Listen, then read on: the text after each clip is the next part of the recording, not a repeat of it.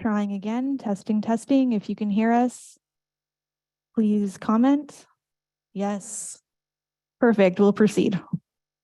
All right, excellent. Thank you for troubleshooting there. I'm Deputy Secretary Treasurer. All right, so I'm going to resume from where I left off. The panel may ask for a brief presentation of any application, followed by questions to the applicant and city planning staff. Then we will hear from members of the public, starting with those that are on our speakers list. We have a couple. Finally, the applicant who has the burden of proof will have the opportunity to make final comments in reply.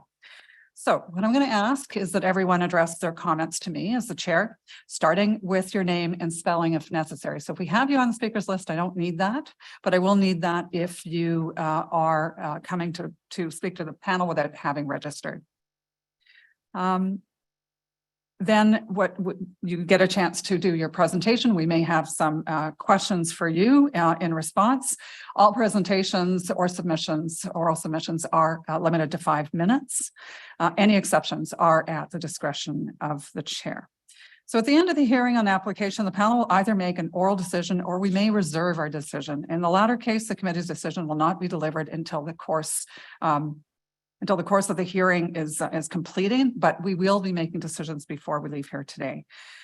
In both cases, within 10 days, the Committee of Adjustment will send an official written decision and reasons for it to all parties, participants, and anyone who has requested a copy of the decision. Now we're going to start with some preliminary and procedural matters. So the first thing is there any member present who would like to declare a conflict of interest with any of the items either on our agenda or an agenda of panels 2 and 3? All right, Member Blatherwick, go ahead, please. I'd like to note that there was an item on yesterday's agenda, panel 2 for Wentworth Avenue, which is directly behind my house. In my neighborhood, I was in I got the distribution map, so I am recusing myself from that. All right, thank you for that. So with that, then we do have some minutes that we need to confirm. So we're going to start with the minutes of May 3rd. Can I have someone confirming? Confirmed. All right, thank you, Member Lecuyer. And for May 17th, do I have confirmation? Confirmed. Thank you, Member Blatherwick, for that. So that takes care of our minutes. And then I think what we'll do is we'll go to the adjournments. And to be honest, we don't have any formal adjournments, but we have a possible adjournment. So I think I'm looking for Mr. Price on applications 1, 2, and 3.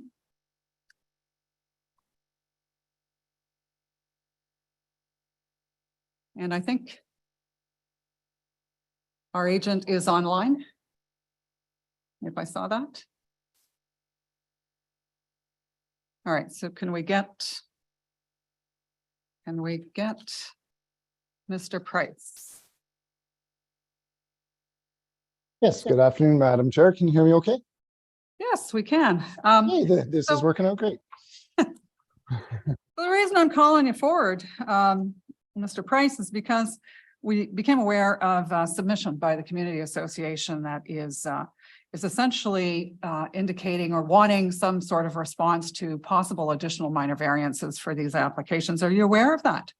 Yes, yes, I am, Madam Chair, and prepared to discuss that in any presentation or discussion. The applications before you today, I won't get into too much detail. We are only requesting the variance that is in front of you. Okay, sorry, Mr. Price. I'm going to ask for the volume to be increased. I'm having some problems hearing Mr. Price. Okay. I'm going to ask you just to rewind for a little bit and come back to me. Yes, sorry, Madam Chair. Is that better? I think 100%. Oh, it's at 100. So, okay. So can you 100% on your side?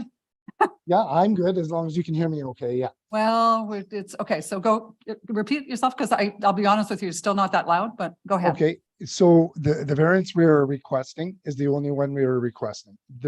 We are aware of the comments provided by the Community Association, and we are confident, and I believe staff is confident as well, that any issues remaining will be dealt with at the site plan process, which we are currently going through. So that any anomalies that we're under the impression that we will not require any further variances, and that anything to deal with parking or glazing will be dealt with as part of the site plan issue, which is the standard course and procedure. We're only here before you for the application which we submitted, which is for the 2 meters step back for the proposed buildings to be at the 5th story and not the 4th. That's the only variance we're asking for, and that's the only one we believe we will need.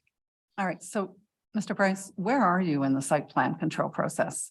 We just resubmitted our second submission.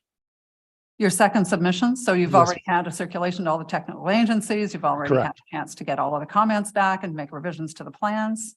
that Yes, and we have engaged with the community association a couple times, and we will continue to do so as we go through the process. The purpose of our variance application today is with that variance, it then there's 3 steps to bringing these buildings to fruition. One is this minor variance that we were hopeful that staff would have taken through an omnibus bylaw update, but they didn't, so we had to submit. But one, if we're fortunate enough where the variance is granted, that allows me to submit my urban design review panel submission as well with the massing that's proposed before you. Any of the other items that are outlined, we will continue to collaborate and engage the community association. All the items that they listed, we believe we are compliant, and if not, we will become compliant through the site plan process. All right, thank you. I'm going to ask my question of Ms. Linker.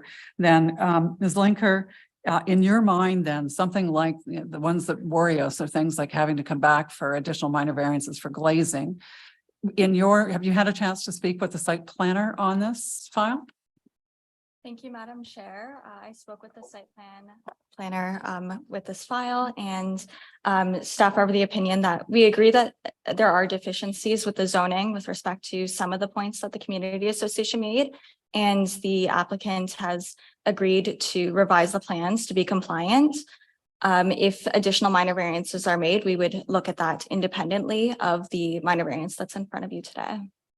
All right, typically the committee likes to look at a package of minor variances pursuant to a site planning process. So Mr. Price, I'm kind of thinking it's still sounding a little premature here. If there's in fact things, if you're going to be revising plans, then the plans that we have before us then in fact don't seem to be the ones that will ultimately be developed. Is that correct? That is not correct, to be quite honest with you, Madam Chair, not in my opinion anyhow. Again, the site planning process and submission process is a fluid process where comments are exchanged back and forth.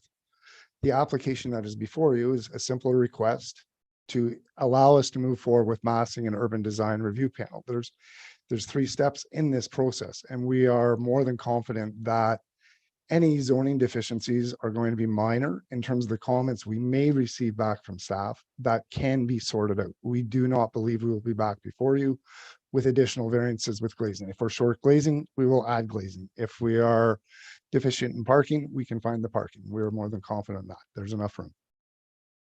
All right, thank you. I'm opening it up to panel members. Any questions? Madam Chair, I think we need to adjourn this application. Quite frankly, I'd like to hear a far more definitive statement from staff on whether or not there are deficiencies. We have letters from the community association and a resident and a nearby resident, which are pretty clear that there are deficiencies, and that quite frankly, I'm not prepared to deal with this until such time as those issues have been resolved. All right, thank you, Member Blatherwick. Other thoughts from panel members?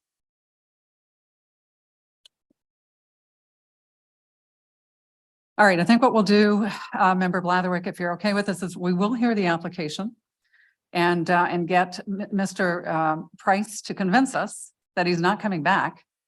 That's what I think I want to hear from you, Mr. Price, and where you are in the process. And we're probably going to be asking quite a few details before we get to making a decision on this.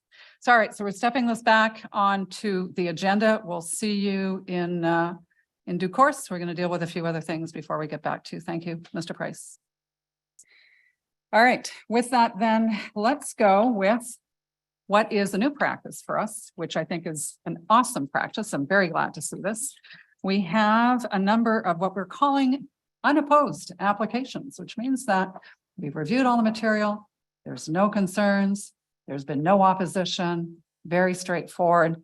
So with that, I'm going to call each one of these applications. I'm going to give the audience an opportunity to speak to the panel if they'd like. Otherwise, we're going to go, we can go straight to a vote on these applications. So starting with application number 5, 26 Willard. Madam Chair, if I can just interrupt, did we want to address number 9 as a possible adjournment? I thought we're good on that one at this point. So I think we'll leave it. We'll leave it on the agenda. All right, thank you. That's fine. You need to keep me on my toes. You really do. Like, so I appreciate that. Thank you. So with that, then I'm looking for Mr. Mason. Where is Mr. Mason? I think that, so those are the ones that we're calling unopposed, but we have a third one, which is application number 9 for 797 Lonsdale. So agents involved in those applications, please come forward and we will deal with you one at a time, but I'm looking for Mr. Mason. Hi there. Yeah, hello, Mr. Mason. All right. Hello, So Madam Chair. we do not need a presentation and we do not have any questions for you. So if you can just give us a minute. I'm going to make a call out. Is there anyone in either the audience in person or online who has any comments either for or against on this application? I'm seeing none. So I think in this case, we can go to a vote. Members, so all those in favor? All right, so application number 5 is approved. Number 6, I'm looking for Mr. Smith. Thank you, Mr. Mason. Good afternoon, Mr. Smith. So again, we're going to do the same process we just did with Mr. Mason. Going to make a call out. Is there anyone in the audience or online who would like to speak either for or against this application? This is for 572 Foxview. Not seeing anyone, then we can go to a vote. Members of the panel, all in favor? All right, the application for the record is unanimously approved. Thank you, Mr. Smith. And the last one is Lonsdale. And who am I looking for here on Lonsdale? Just a minute. All right, hang on. Who was our agent on this one? Sorry. Oh, yeah. Mr. Luch. I think you're online. Mr. Luch.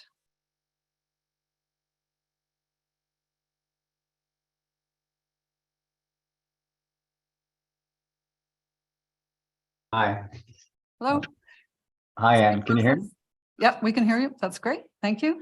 Same process. Going to make a call out. Anyone in the audience or online have any comments that they'd like to make to the committee regarding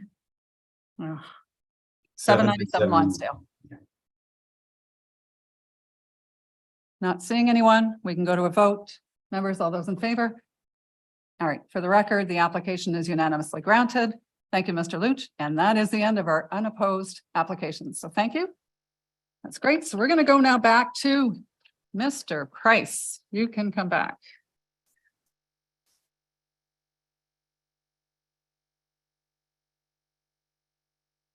Would the panel members like a presentation on this one? Yes, I think I'm hearing yes. So Mr. Price, we're going to ask for a presentation and we're going to ask you to address as part of that presentation, the community association's submission, please. No problem, Madam Chair. Sorry, I'm just clicking on my button. Can you hear me okay? You're going to have to speak up as loud as you can because we really are Okay. having some trouble hearing you.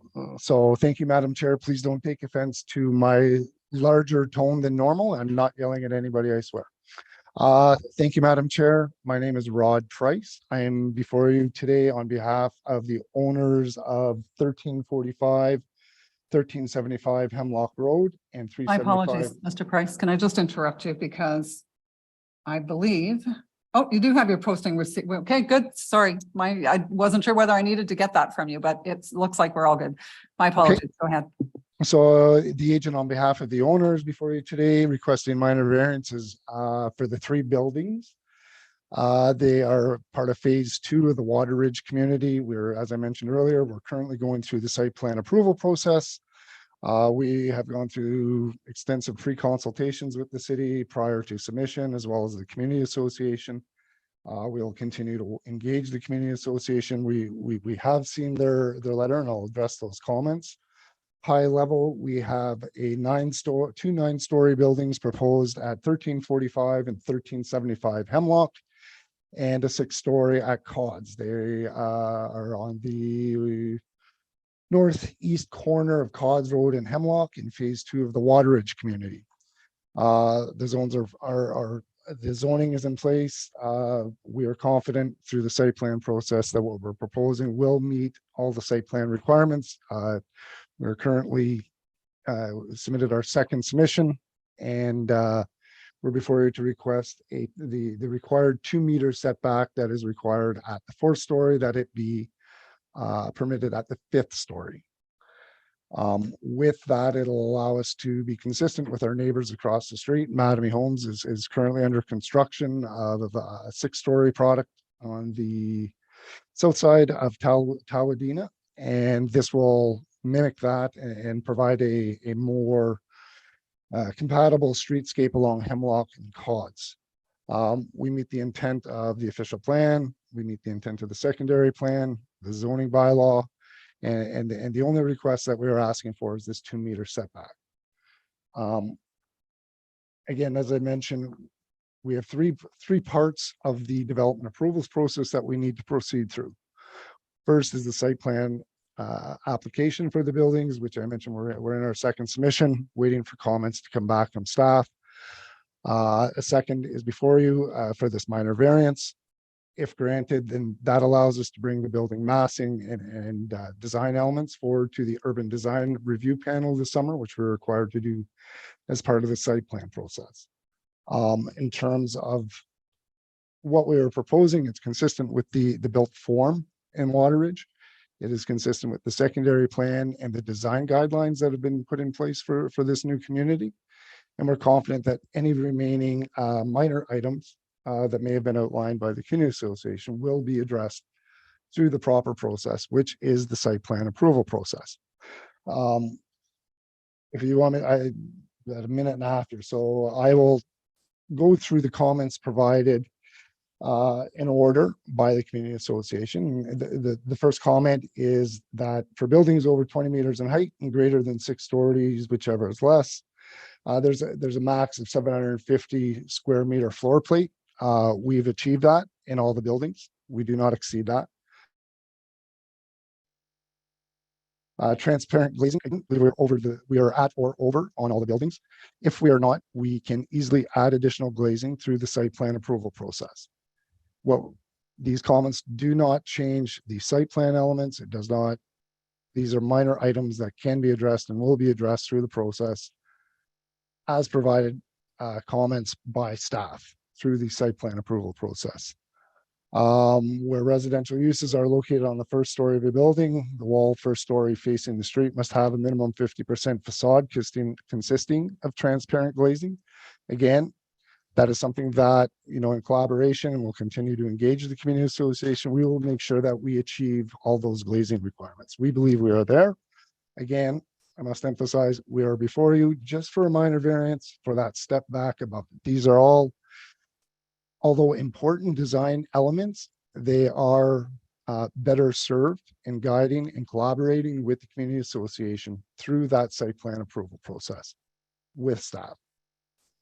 2.2 mixed use, where a main and primary building facade is required to face the public realm. The ground floor level will be developed to have active retail frontages with clear windows and functional entrances across the majority of the building facade, which we have achieved. Building 3 does not have a commercial component. It has an amenity space that has an active usage that abuts and will be integrated with the adjacent park. The units along Cods, which are units, will have the appropriate glazing and have been treated so that they are individual active frontages, which is consistent with the local design guidelines as well as the secondary plan. Again, no minor variance required in that respect. where a lot is abutting Hemlock Road. The facade facing Hemlock must include at least one active entrance per occupancy, serving each residential or non-residential use occupying any part of the ground floor. Those entrances will be included once tenants are provided and we can actually do the fit outs. At this time, we don't know how those spaces are going to be divided or demised. We have areas that are identified for commercial and for amenity as well as residential. The residential is easier. The commercial, until we get tenant fit ups and whatnot, that's where we're heading. So again, the entrances are included. We don't see any non-compliance with the zoning bylaw on that phase. In terms of the required parking, I will wait until we get comment from staff who are the ones reviewing for compliance regarding the zoning bylaw. And again, we can accommodate the parking that is required on site for all buildings. We're comfortable with that. If comments come back, we are certain that we will not be before you. There's enough room on these sites to accommodate parking for each of the buildings.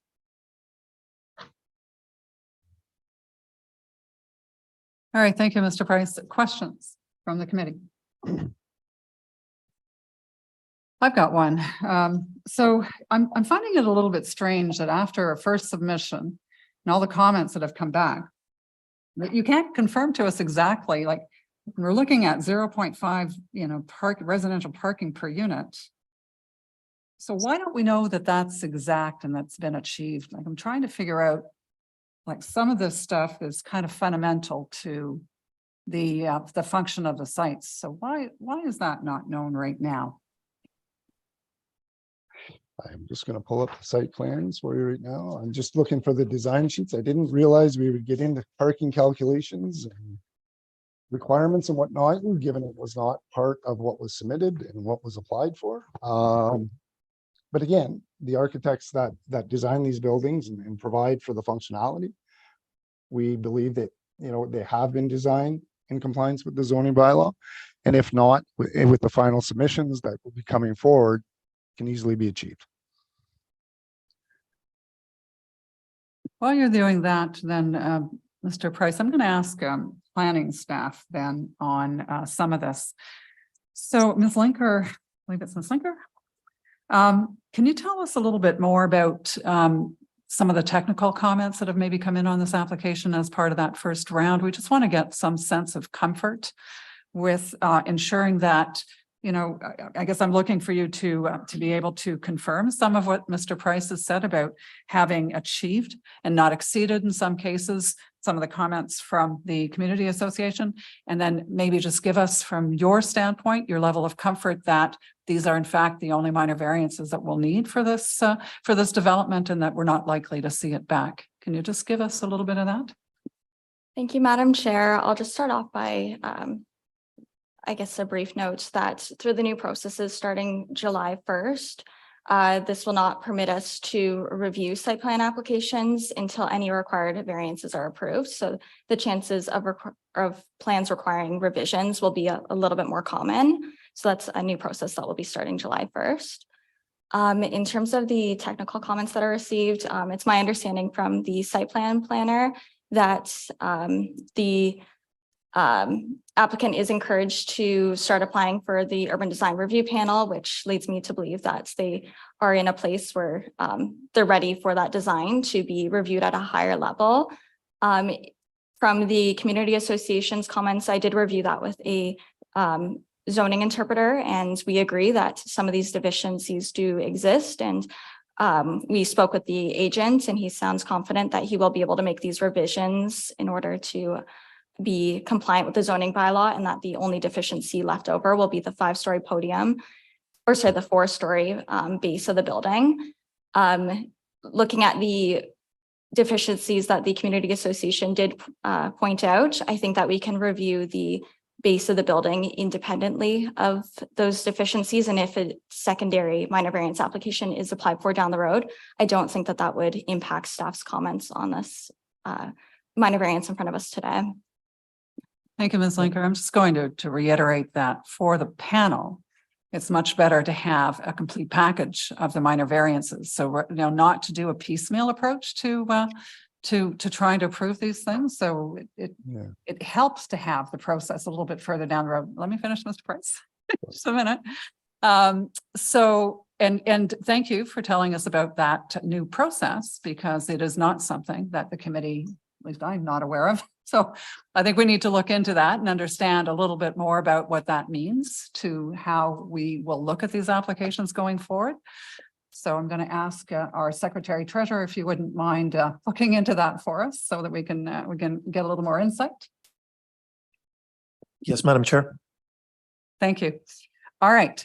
Any questions? Any further? Mr. Price. Yes, come back to me. Yes. Thank Sorry, you. Madam Chair. I didn't think we were going to get into a fulsome review of the site plan that was submitted as part of the second submission. Can't hear you. So can you hold that mic up? Yep, closer sorry. again, please? Yeah. I just pulled out the site plan that we submitted as part of the second submission. For each of the buildings, there's an over dedication of parking. We exceed the bylaw. I think it's just a paper update that will have to be do, which are visitors and which are not. So in terms of the quantum of parking that is provided, we exceed the bylaw requirements for the building. So Sorry, can you repeat that in, please? we have an over dedication of spaces. We are above the required minimum for parking for all three buildings. If it's a simple edit in terms of which are designated visitors and which are not, that's easily achieved. And again, that would come out as part of the site plan review. So there's an abundance of parking in terms of what is compliant and what not. We are over the minimum required for parking for each of the buildings. All right. Thank you, Mr. Price. So I'm going to one more call out for members. Any other follow-on questions? Okay. If there aren't any, then I do have in my speakers list a registered speaker. We're looking at, in fact, the community association that has submitted. So Ms. Thompson, who I see is on screen. Ms. Thompson, I'm going to give you the floor. You've got 5 minutes. Thank you. Okay, thank you. Could I clarify? I had created a presentation both to address the required minor variances and the minor variance that is being applied for. Do I just have 5 minutes for both? Sorry, you have 5 minutes, Ms. Thompson. Okay, so let me start very briefly with the minor variances. I think we have made these comments starting about 6 months ago and are to both the applicant and to the planners, and we haven't received any response to our latest comments. So we are concerned if the variance proceeds before these are resolved that we haven't been receiving responses and that they may possibly not be uncovered during the site plan control. So we do have that concern about the application and agree that it's very important to know the full extent of the variances before one is granted. We also have some issues with the notification process. As one of our residents noted, he didn't receive a written notice, and there's no sign posted on his street, which is the only one where residents exist. One of the signs, the other signs are in areas that are on blocked streets that are under construction. There was no written notice received by the community association. There's been no consultation, and our comments have been not addressed. We have also, since submission, organized meetings with Canada Lands, Councillor Elson King, and MP Morna Forche to try to resolve the outstanding issues, and we would really appreciate an opportunity to do that before the variances proceed. And I would like to say on the first slide, my concern with the height is that there's 30 meters is indicated from the top of the roof level to the ground floor, whereas it should be to average grade. And my concern with the height of the 7th floor was not the area above that, but that the height of the 7th floor itself is indicated as 20.475 meters to ground floor plus the distance to average grade, and that height is supposed to be 20 meters. So in addition to the glazing entrances and there's these height issues. If we could move on to the other presentation, I'll address the variance itself, which is, I think, under the category variance, yes. So as noted but in the planning report, there is a setback at the 5th floor adjacent to Hemlock and Cods Road, and we therefore support the minor variance in that location. You can see on this diagram, there's orange fence showing where the town square will be located. And so the building opposite that and just to the left of that, we do believe it's appropriate to set back at the 5th floor. If you look in behind there, there's a road, and then you can see a building under construction and some townhouses to the left. Those are all the properties that would be facing the application number 1 for 1375 Hemlock, which is where we oppose the variance. If you could move to the next slide. This is showing you the opposite to 1375 Hemlock. This is a building that has its setback after the second floor facing Hemlock and the application number 1. And it also has a 3-story setback after the third floor on facing to the right. And then you see 3-story townhouses in the background. If we move to the next slide, that was another example of what's kitty corner to site at 1375 Hemlock. And next slide. And then directly across from the site, you have 3-story and 2-story single semis and towns. And one more slide forward. The next slide, please. This is the proposal in for site plan control, which is, I believe, nearing completion, which is directly north to 1375 Hemlock. And it also has its setback at the 4th floor, as indicated in the zoning bylaw. So on all surrounding buildings for 1375 Hemlock, there's a setback at the 4th, 3rd, or the buildings are 3 stories or lower. So we see no good reason. We believe there's 2 other good reasons for approving the variance on the 2 properties and not this one. One is the other 2 properties are right in the very center of the core. This is adjacent to a lower density area, and so it helps to make an appropriate transition. And the other reason is that the existing design is very uniform across 3 long blocks. And so we think having a little bit of variation between the setback height between the central buildings at the town square and the buildings further east would be very appropriate. Thank you. Thank you, Ms. Thompson. Any questions for our speaker? Madam Chair, Ms. Lecuyer, go ahead. you mentioned that there was no notice provided by a resident. Do you have the address of, because I have a map here that has all of the individuals that should have received notice? That's Tao Wan, who made a submission. I believe he has his address on his application. I can show you which one. It's directly to the east of the site. We could also check, I think there were only about 8 houses that were actually on the circulation list. And this is why we ask for notification from the community association, because there's so few people in our neighborhood that are actually receiving the notifications. But we would be happy to check if there are others who also didn't receive notification.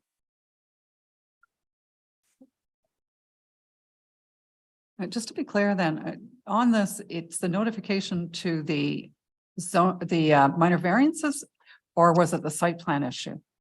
Minor variances. The minor variances. I've kind of the same question for you then in terms of the comments that you submitted. That, however, was submitted in relation to the site planning process. Is that correct?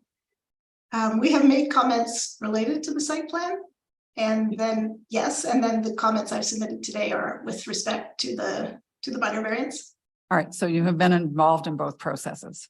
Yes, we've had several correspondence or meetings with Rod Price and the owners and city planners. Our most recent correspondence to them didn't have a reply from either. All right, thank you. Questions from any other members on this application? All right, I have questions for you then, Mr. Price. Ms. Thompson raises a good point. So why then the need for the step back after the 5th rather than the 4th? So I found some of the evidence that Ms. Thompson presented to us fairly compelling. So can you tell us what the rationale, why need that? Why not stick with complying with the zoning bylaw? We certainly, Madam Chair. In terms of when we were putting together the formulation of the building massing for the street, we thought it would be in consultation with city staff, mind you, keep that in mind, that it would be a more consistent massing along the street. If we were to match what was approved by way of minor variance, similar to what we're applying for the Mattamy buildings right across the street on Paladina. We were under the impression in our consultation and collaboration with staff in this regard, in terms of putting together the pre-application package and the submission, that this was following the intent the urban design guidelines, everything that we thought was wanted and makes for a better community in terms of having that cohesive building massing on the street and the design. So the comments from Ms. Thompson now are new in terms of the variance. That was never anything that was brought forward to us. We were working in consultation with staff to come up with a design that we thought would be consistent with what's already been approved across the street and maintain that massing in that existing built form so that we would tie in nicely.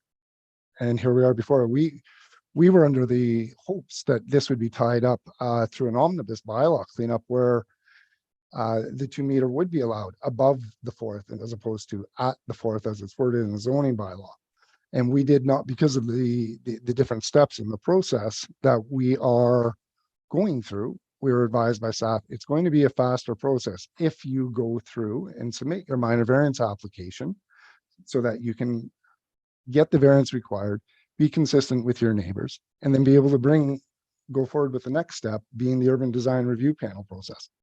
We did everything right.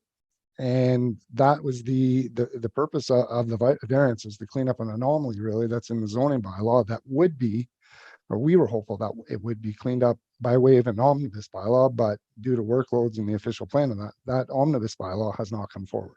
So we are encouraged by staff to submit these applications, and now we're before you. Thank you, Mr. Bryce. Do you by any chance have any evidence that you can present to us now that shows us how what you're proposing is in fact completely in alignment with what's been approved adjacent to this development? I actually have.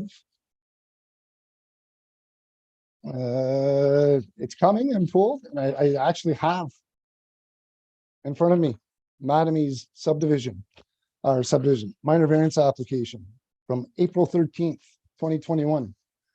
Almost identical to what we're requesting. Staff would have that, and the file number, I don't have Stantec's file number, but it's identical.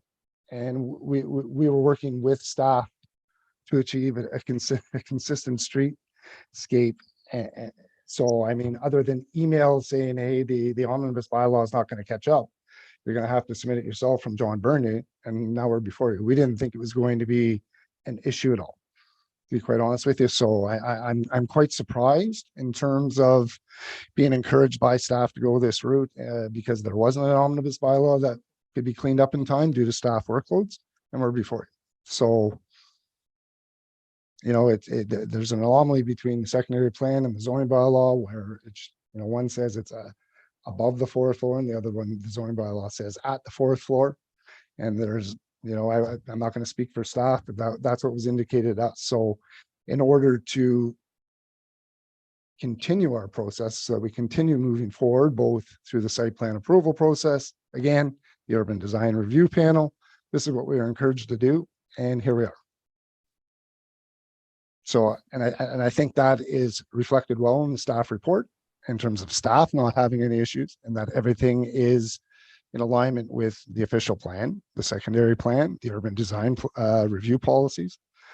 I mean, we're consistent with everything that's been outlined, both from ourselves and staff in terms of alignment, in terms of what's important for you nice folks to make a decision in terms of what's before you, and that it meets the intent of the official plan. It meets the intent of the secondary plan. It meets the intent of the zoning bylaw, which we were told will be cleaned up at some point to take this anomaly out, and it's minor in nature.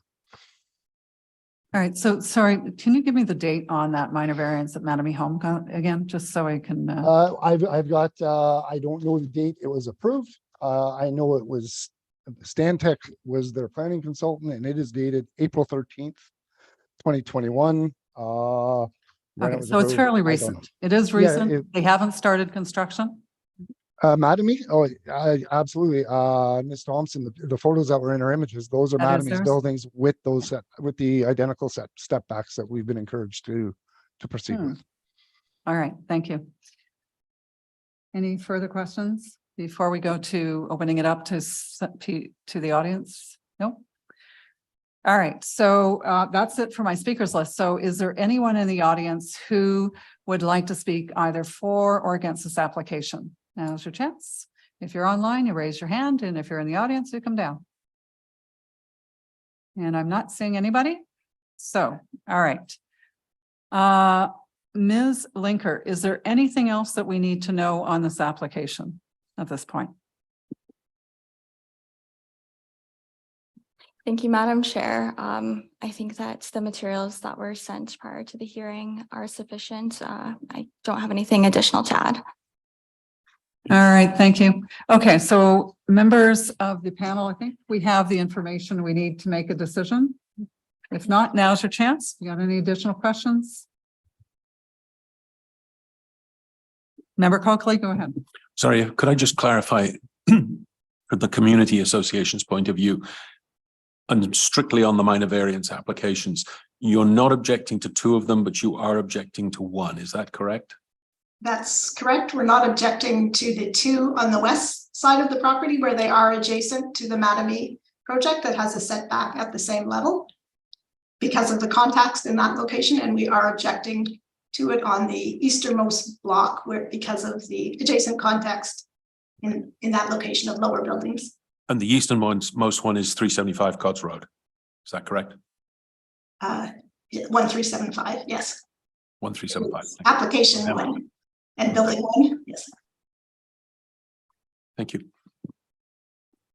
Thank you for that, Member Coakley. I do have another question that came to mind though. So, Mr. Price, Ms. Thompson had indicated that they had submitted quite a few comments with regards to the site planning process and that they haven't had any reply to that. Can you tell us why that's the case? No other word than we've taken their comments, their collaboration, if you want to call it that, the meetings that we have, and we've tried to implement them in the changes that we've submitted in that second submission, which was addressed in the staff comment. I mean, if we need to discuss more, again, we're trying to go step by step and sequentially. So again, this minor variance is an integral part of that to allow us to continue moving forward with the process and the plans that have been submitted. And we will continue to engage Ms. Thompson and her group. They've been amazing to deal with. We're not going to agree on everything. We understand that, but they've been fantastic neighbors, that's for sure. Thank you, Mr. Price. I would just suggest that if, in fact, you've implemented some of their comments, just let them know, like just give them that feedback, or if not, give them this, same thing. I agree with you. Can't agree on everything with regards to these developments, but when the committee hears something like no response, then that's a concern, right? We like to know that there is that dialogue that's continuing. So, all right, but thank you for that. Thank you for your time, Mr. Price. You have been very good about answering all of our questions. So thank you. With that, then I think we're going to reserve our decision on applications 1, 2, and 3 at this point. So thank you for your time, and we'll see you again. Thank you, Madam Chair. Sorry about the. No. Okay. Okay. So Might we take just a short break? yes, we're going to take just a 5-minute break then, folks. We'll be back.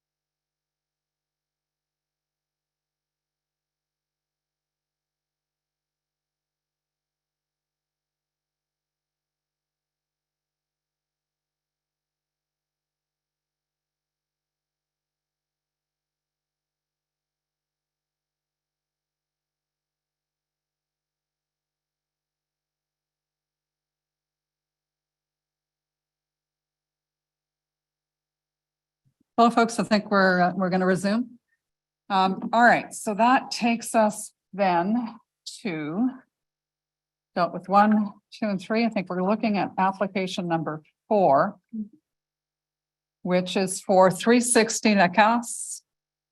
And I'm looking for Mr. Freeman, and he's with us today. All right, so on this one, I don't believe we need a presentation, Mr. Lacasse. I think I'm going to open it up directly to questions for you, if that's all right, from the panel members. So anyone would like to raise anything for Mr. Lacasse on this application? I'm going to give the panel members a moment to look at the application. We're looking at variances for lot area, lot width, and a severance.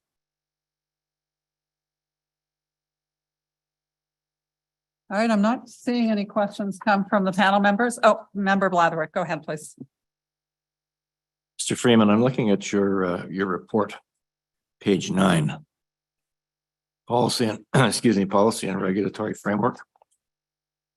And where you're reviewing the section 5124 criteria for consents. You deal with items A through G. There are 14 criteria in that section. And I is the adequacy of utilities and municipal services. You're about to add 16 sets of toilets, tubs, sinks, and showers into this neighborhood. So my question to you is the adequacy of sewer, wastewater, or wastewater and potable water. Have you determined that this is not going to have an impact with them? I'm assuming you've had discussions with staff. Yes, through you, Madam Chair, we've had discussions with staff and it has not been raised as an issue for the serviceability of the proposed lots. And our client has reached out to the consultant for servicing. Okay. I'd appreciate it in future if you'd review all of those consent criteria in your submissions. Thank you. Thank you, Madam Chair. All right, thank you, Member Blatherwick. Did I just hear that we're still trying to confirm serviceability for the site? No, we've confirmed with staff that it is serviceable. Right, thank you. I'm glad you clarified that for me. Okay, any other questions by the panel members? Okay, I just had 1, 2, and who's our planner? Ms. Linker, I think it's you again on this one. On the noise issues, what's the trigger on the noise condition? Thank you, Madam Chair. Can I please have 1 minute to quickly pull that up in the official plan? Sure, go ahead. Thank you. Please. Yeah.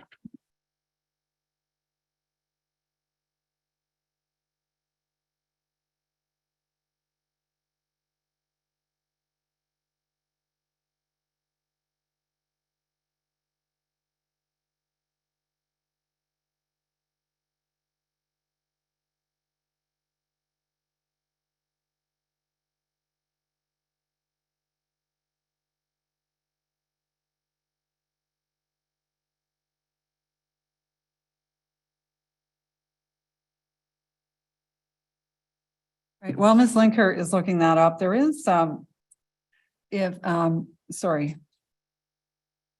Mr. Freeman, there is a comment that came in from a resident, Ms. Pagé, who talked about the company filing for the application does not seem to be active. Can you just confirm to us who your client is, the landowner?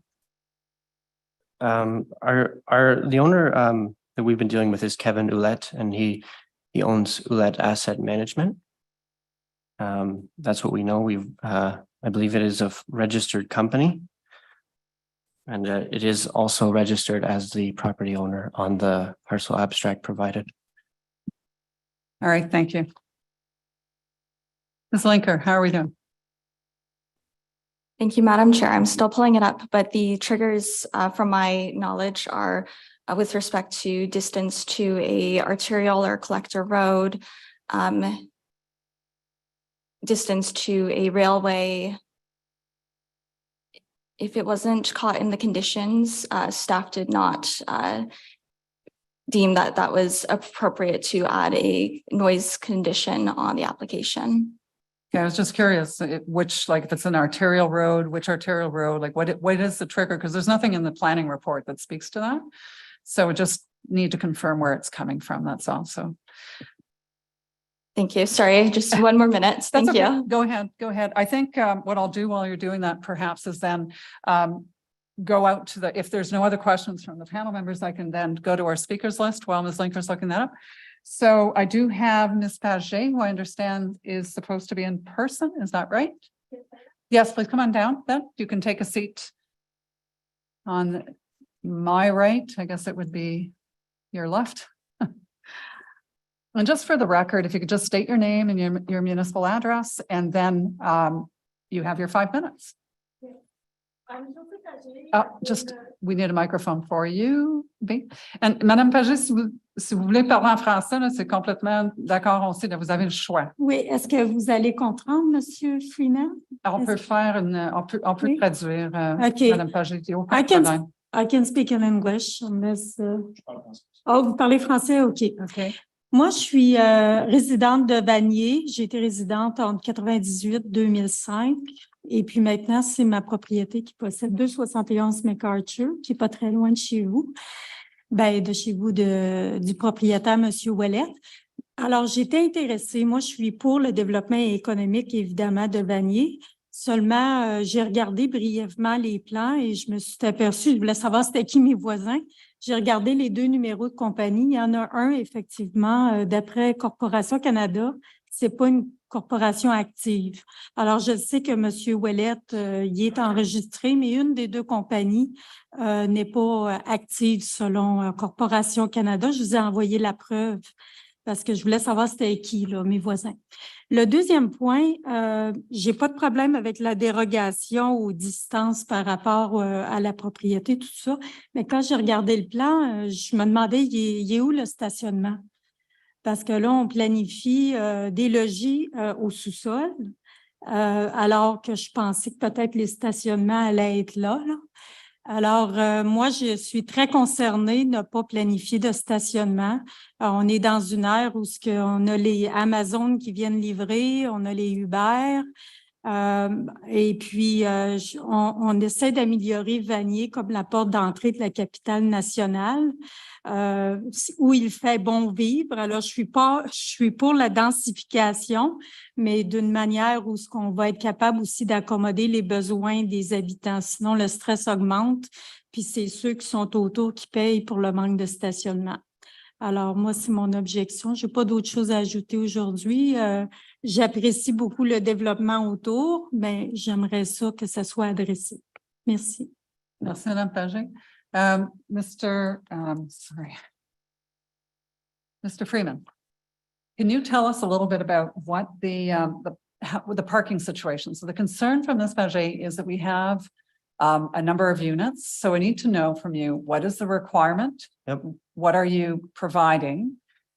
And how are you going to be maybe marketing some of these units? Can you please tell us a little bit about that? Yeah, absolutely. So under the R4UA provision for this site, no parking is required to be provided, or no parking is required based on the lot sizes.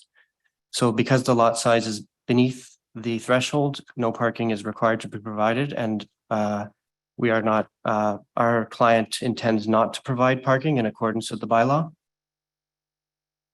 And these will obviously be marketed and clearly marketed as no parking is provided. So future tenants will be aware of that, and they can choose to rent here if they wish.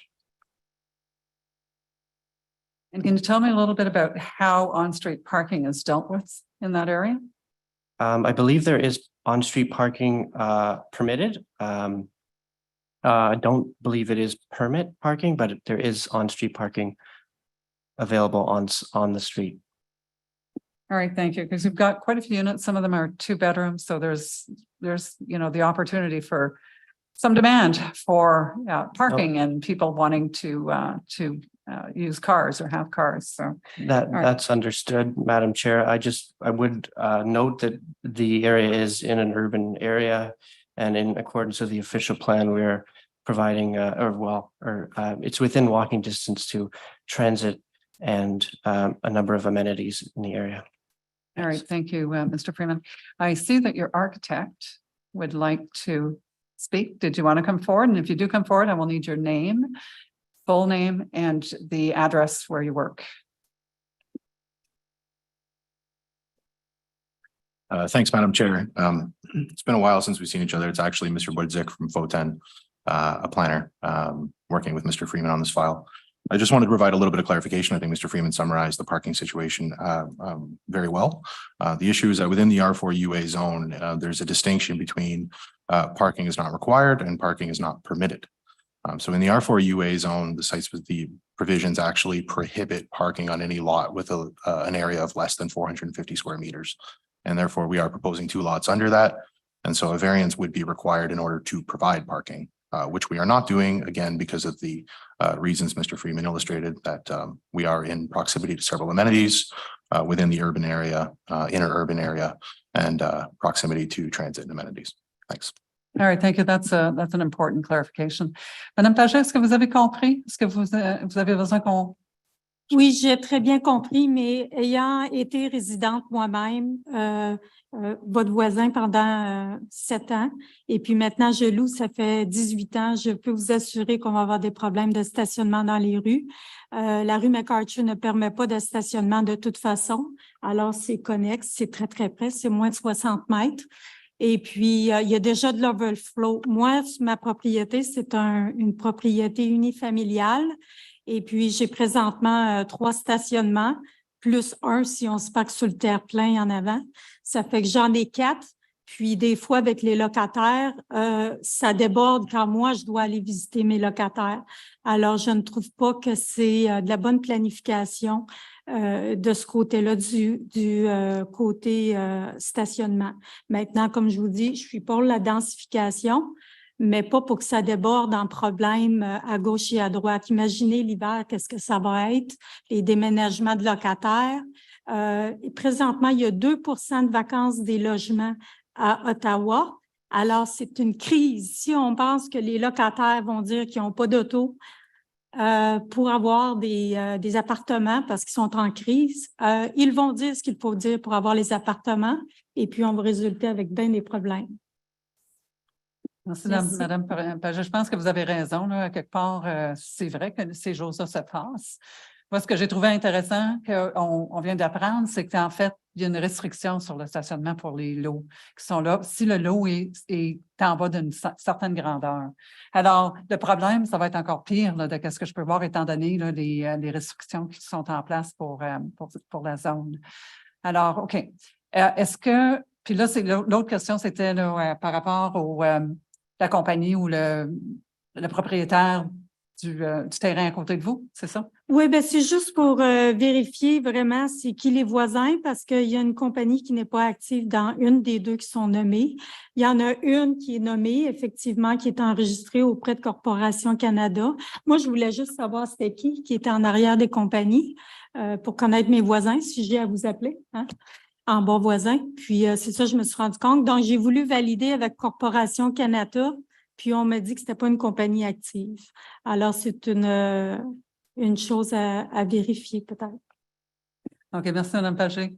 Yes, go ahead. Je peux parler en français si c'est oui, ça marche. Okay. Pour directement vous répondre. Merci pour vos commentaires. Nous avons contacté le comité hier pour recevoir les commentaires puis le rapport du staff. Malheureusement, pour une raison ou une autre, on n'a pas reçu ton commentaire juste avant la réunion. Mais on l'a regardé. Si on avait eu le commentaire plus tôt, on aurait peut-être pu résoudre la question du propriétaire. J'ai parlé au propriétaire tantôt. Je sais que le formulaire de demande puis the parcel abstract page that was submitted. Ça, c'est le formulaire qui indique les propriétaires. Ils sont bien alignés. J'ai pas vu d'erreur là-dedans, mais je pourrais parler aux clients par rapport aux compagnies non enregistrées, mais malheureusement, c'est plutôt une question pour le propriétaire. Mais je trouve que c'est une des compagnies-là. Encore, nous avons déjà parlé du propriétaire. Puis je serais content de passer vos informations au propriétaire pour avoir des discussions pendant la construction, puis pour être un bon voisin. Bien apprécié. Merci. Je pense que c'est ça que j'étais à vous demander de faire. Là. Fait que c'est super que vous l'avez à faire. Fait qu'avec ça, vous allez avoir l'information qu'il vous faut. Puis si vous avez besoin de les contacter plus tard, bon, ben, vous allez avoir l'information en main. Fait que merci. So I'm going to just ask if there's any. Yes, go ahead, Member Coakley. Moi, je veux juste clarifier quelque chose que vous avez dit tantôt. Actuellement, si j'ai bien compris, actuellement, le lot permet le stationnement, étant donné son grandeur, mais avec la division, ni l'un ni l'autre permettrait le stationnement.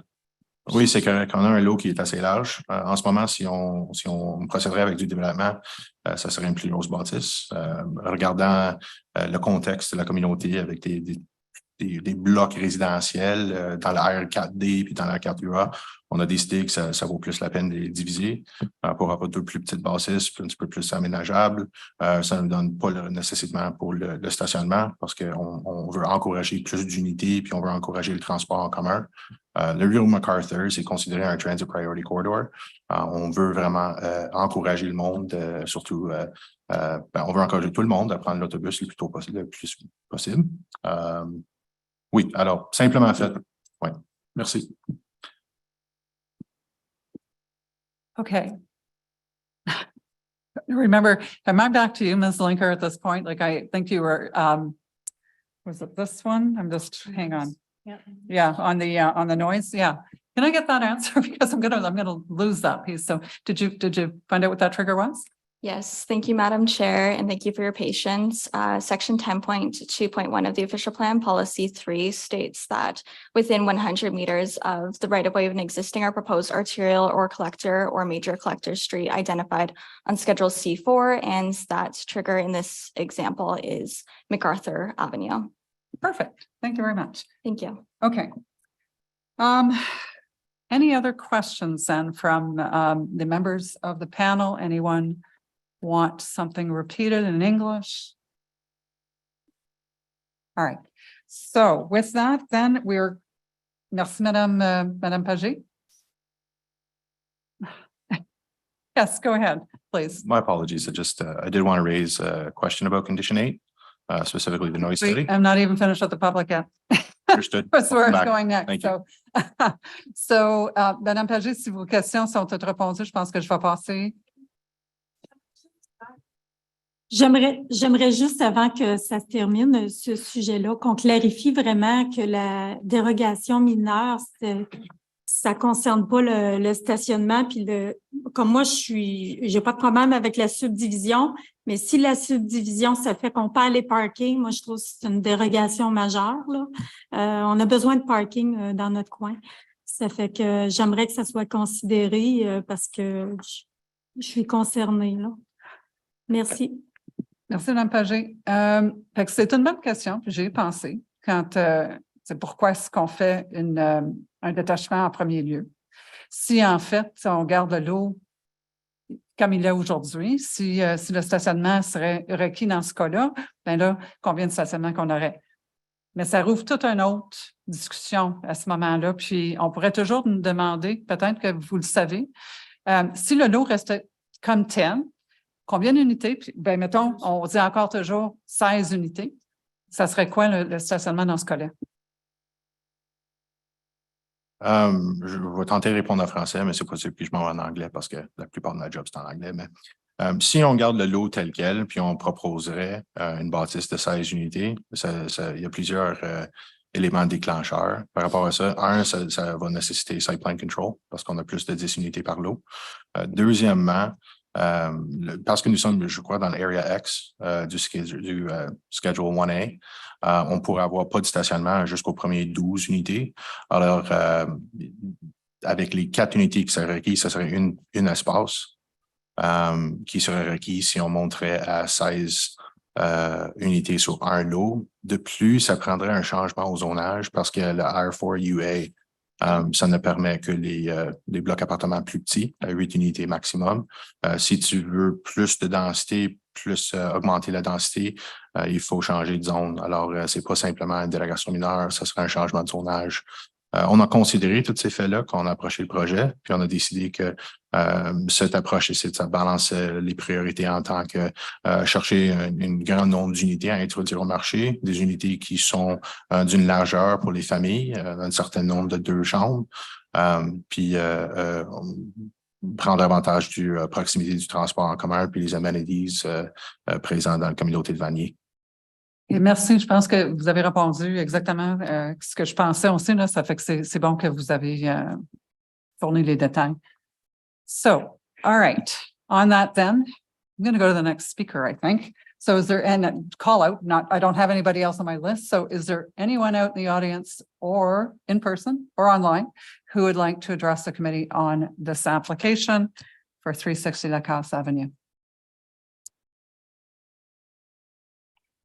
All right, I'm not seeing anyone come forward.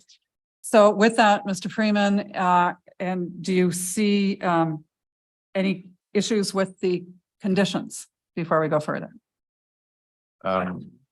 Apologies, Mr. Freeman, I'll speak. Okay, I wasn't sure I wasn't sure I had to go back to Mr. Freeman or how you wanted to do this. No problem. I'll just handle it. No, we just wanted to raise condition 8, which was already discussed about the noise study in terms of the proximity to MacArthur. In the past, we've asked this committee to waive that condition, where we feel it's a little onerous. In this case, we're talking about the division of the lots, not necessarily the proposed construction of the building, although we've pretty advanced in our concepts in order to demonstrate that the lots can accommodate a good sized low-rise apartment building. So we would just ask the committee as part of your decision to consider removing condition 8, which we feel is, we recognize why staff are asking for it in terms of the official plan. But if possible, we've had it removed in the past and just wanted to make a comment. All right, thank you. In this case, I'm looking for comments from my fellow panel members on it, but we're looking at 16 units here. So it's a lot of people affected by a potential noise issue that staff has flagged. My inclination would be to leave it. You have, there's an or, so there's ways to address this. And then notices on title, but I'm looking for feedback from my fellow panel members, sorry, on whether or not you would be amenable to deleting that condition. Thoughts? Member Blatherwick? I think the condition should stay. MacArthur is not exactly a lowly traveled street. It's a major arterial in the East End. Another reason why that study is being requested. So I'd suggest that we leave it the way it is. All right, thank you, Member Blatherwick. Other thoughts? Okay. Just for, again, comprehension more than anything else, what the city is requesting is giving a condition that gives you 2 options of doing A or B and requiring you to put notices on title. Is that, am I understanding that correctly? But the notice on title is not a 3rd option. Yeah, the notice on title appears to be separate and a requirement. So what are you requesting that we not impose? Oh, just the whole thing, or the condition 8 in general? Yeah, we recognize that the wording is a little different to previous versions of this condition that we've seen before. We've had other versions, like I said, struck by the committee. So we felt it would be worthwhile to raise it as a discussion. If the committee is not agreeable, then of course we're agreeable to the conditions, but have to ask. Understand that. Okay, and I see that you do have to already get into a development agreement. So, and that often is how some of these things are addressed in any event. So, okay. Sorry, Madam Chair, on that. I just believe the development agreement is only if we require a certain number of road cuts, which will depend on the site serviceability that's required. And if we don't meet a certain number of road cuts, then we're not required to enter into that development agreement to do the full asphalting of the road. You're right. I'm not seeing any of the other ones requiring a development agreement other than the overlay number 7. So if you don't need it, then you may need it for the noise, because I think, correct me if I'm wrong, but when you do notices on title, do you not have to do that through a development agreement with the city? Not sure I'm the right person to ask, Madam Chair, but we can definitely look into that as part of our satisfying the conditions. Okay, thank you. All right, other thoughts? Oh, so member Coakley. Nope. No, you're good? Okay. Anybody else on this? All right. So I think we're going to stick with leaving this, this condition in as is. We had Ms. Linker look it up. So we know there's rationale for it.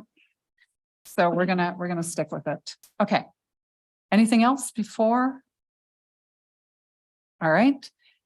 In that case, members of the panel, if you think you've asked all your questions. All right. Now, remind me, please, Deputy Secretary Treasurer, did I do a call out to the general public at this point? I did. Okay, just want to make sure I did that. All right. I think we have the information we need. We're going to reserve our decision and we'll let you know. Thank you very much. Thank you, everybody. Thank you. Okay. That then takes us to application number 7, I believe, which is for 125 Clarendon Avenue. And we are looking for, I have as the agent, Mr. Downey. Is Mr. Hi, Madam Downey? Chair. How are you? I'm very well, thank you, Mr. Downey. The owner is going to speak about, has a presentation for you, Okay, well. and his let me name is see. Dave Smith. Okay, was this one that we had wanted a presentation for? Just give me a moment. Yeah, we do want a presentation on this one. Let's just go back to my notes on this. So yes, so if you could come forward, you'll have 5 minutes to provide us then with a presentation. Do you need my name and address, or is it, we're okay? For the record, just your name and your address would be fine. David Smith, 125 Clarendon Avenue, Ottawa, Ontario. Okay, so I'll just launch into it. This is a process my wife and I started a number of years ago. So you'll see some of the material that I'll present was prepared by another architect. Yeah, so if you can flip to the next slide, requested variances. So we're looking for 4 variances to the property in order to do two things. One, to put a second-story addition on top of an existing first-story addition that was built in the 80s. And then 2, to build an attached garage on site. Our lot, I'll get to that in a moment. We think that these variances are fairly minor. They are desirable. They maintain the general intent and purpose of the zoning bylaw, and they meet the official plan, I believe. Speaking of switch to the next slide, I'll just go through each of the variances in a little more detail. So this is our existing residence. My wife and I moved in 2012. We've done a couple of things to the home in that time, including replacing the external stucco, but haven't changed anything on the exterior other than that. Our lot is a little shorter than most the lots in the neighborhood. So we actually own the 85 feet rather than 100 feet because there's an existing storm sewer in the back, which would preclude us from building a garage as is desirable in the neighborhood, I suppose. If you can switch to the next slide, that would be great. So the first variance, which I don't think staff has a problem with, is to look at a reduced rear yard setback. So I believe when the addition was put on originally that the bylaw was different. At this point in time, all we're looking to do is to go up and put a second story on the existing addition, and we'll match the style essentially of the neighborhood with a gambrel roof that would suit. Next slide, please, for variance 2. So, or variance 2, 3, and 4. Just so the second set of variances, the variances 2, 3, and 4 for an attached garage, a reduced side yard setback, and permit a garage ahead of the front door, but not ahead of the porch, are all required for the garage. There's a couple of odd things about our house. The design, essentially, it bumps out in the second half of the house, which requires to move the garage forward rather than put it back. Yeah, we can move on to the next slide. So the attached garage. So you'll see on the left, this is the house as it currently exists, and on the right, a rendering performed by our previous architect. 11 of the 21 lots in our the streetscape analysis that our architect did at that time have attached garages. 5 of those are attached street-facing garages. 6 of them are attached on side streets. Across the street from us, and there's a picture at the very end, there's actually a very large semi-detached building where the garage is the main view of the house. I've been told by the staff that houses like that are the main reason why the bylaws currently exist. 5 of the 21 houses in the area have rear yard garages. We can't unfortunately do that. Otherwise, it was something we would definitely consider. Next slide, please. Reduced side yard setback. The reason we're looking for it is, in order to make the garage a standard size, we need a few more inches than exists. The south side of our property is currently has almost 3 meters of setback from the side line, and where the backyard remains accessible through that. As I mentioned before, the issue with our house being wider at the back compared to the front also is one of the reasons we need a setback. And there's also a chimney that exists in the way. And then the house is actually not constructed parallel to the lot lines. So there is a need for some variance there if possible. Next slide, please. So I think the biggest issue that staff had with this was the permitting of the garage ahead of the front door, but again, not in front of the porch. The reason why we've moved things forward as far as we have is that our main living area, the kitchen and dining room area of the house receives light from the window on the north side of the house. It's highlighted on the right there, or sorry, in the middle rendering towards the bottom in red. We want to save that window. So actually what we've done is we have the garage set forward in front of that, and then we have a small storage area that we'll construct, which will be a slight step down from that. So in order to preserve the window with roughly a flat roof. This is what it would allow us to both have the garage and keep the amount of daylight we like to keep in the house. If we also look at the intent, I think, of the bylaws, that you don't want the garage to stick out in front of the house in order to detract from the face of or the character of the neighborhood. We're trying to meet the exact character of the architecture that exists. So we're not building something different. We're trying to match the roof line and roof patterns. And we're also not coming forward in front of the porch. And the porch, we feel, is actually the more prominent piece that faces the neighborhood. So while people might have, worry about the front door, we don't think that that's the most prominent part of the house, and we're building behind the porch. And in fact, within the bylaw, the front of the porch was where the line was held. One more slide, I think there's. Yeah, so just on streetscape character, we don't think that the inclusion of our style emulating attached garage would really detract from the character. If you look across the street, this is the semi I was talking about previously. I love my neighbors, don't get me wrong, but there's a bit of a parking lot across from our house.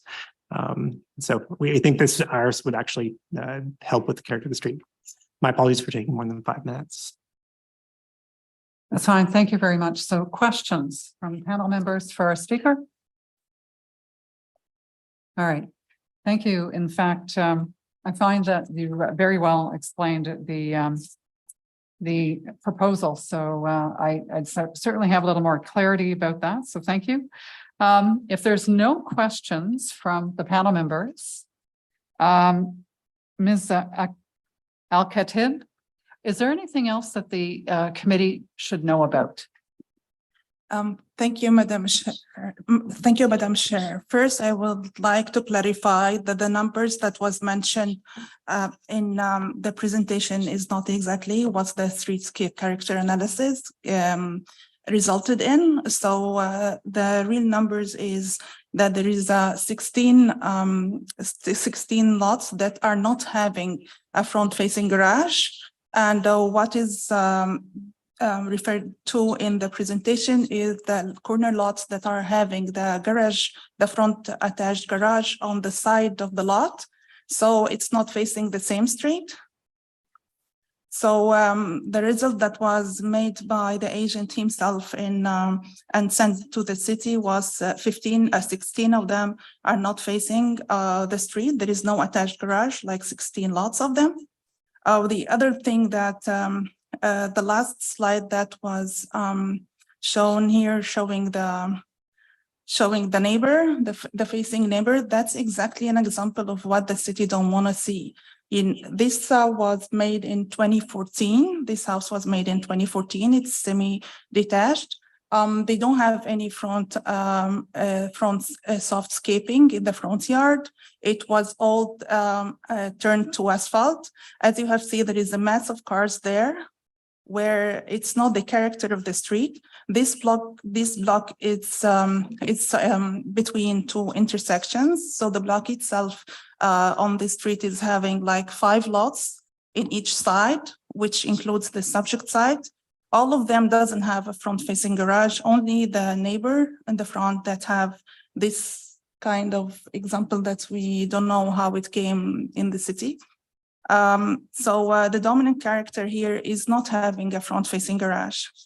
That's the first thing. The second thing is they already have a parking space, a legal parking space totally contained in the interior side yard. And the addition of this front-facing garage is totally not permitted by the result of the streetscape dominant character. And finally, I can't review the 2 other minor variances that's related to a garage that is already not permitted. Please go ahead. Yes. Yes, that's all for me. Okay, that's it. All right. I thought you were going to say a little bit more about some of the variances, but any questions then for Ms. Al-Khatib about her overview of the street character? And all right. No. Oh, yes, go ahead, Member Blathering. Mr. Smith, have you talked to your neighbors about this? Yeah, we've talked to our neighbors, so they have had no issues with us doing so. As I note that there's no comments from neighbors opposing this. Yeah, no, there's no issues. And did I miss something? Did you address the 4 tests? They were listed in the second slide, I believe, or maybe the second slide. I think we meet all 4 tests, Okay. but I'm not an expert, and our architect previously believed that we did. All right. Okay, thank you. All right, Ms. Al-Khatib, did you have something else you'd like to add? I see your hand is still up on the screen. That's why I'm just asking. So like a final thing, so I need to open the camera. So the final thing, if you're going forward with the minor variances, like minor variance that is required to make the garages more prominent than the entrance, this is also something that is not something that the city want to see, that will totally affect the streetscape and the look of the street. All right, thank you. Okay, so if there's, if I may, a bit of a snarky comment at the city, then who the heck approved that other monstrosity across the road? Yeah, somebody in the city had to approve it. So. Yeah, but like it was before the mature neighborhood, the bylaw was created by 2015. So it was made like earlier than that. And now the bylaws have changed. By 2017, the bylaws was changed, because like the city did see that repeatedly coming in the mature neighborhood, and at the end they want to reserve the character of the street in this area. So it's one of the intents of the official plan and reflected in the bylaw. Member Coakley, any further follow-on questions? All right, thank you. Just out of curiosity, can you tell me what the size of the garage is going to be?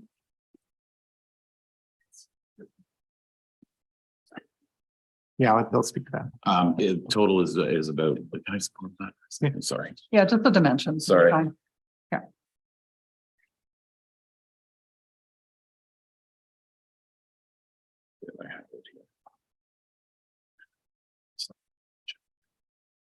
I have just 2 seconds. I'm sure it's on your plan. Yeah, I've got. I the just plan. wanted it quickly, that's all. Yeah, sorry, it's on here. I just need the back. The one that opens. Oh, there we go.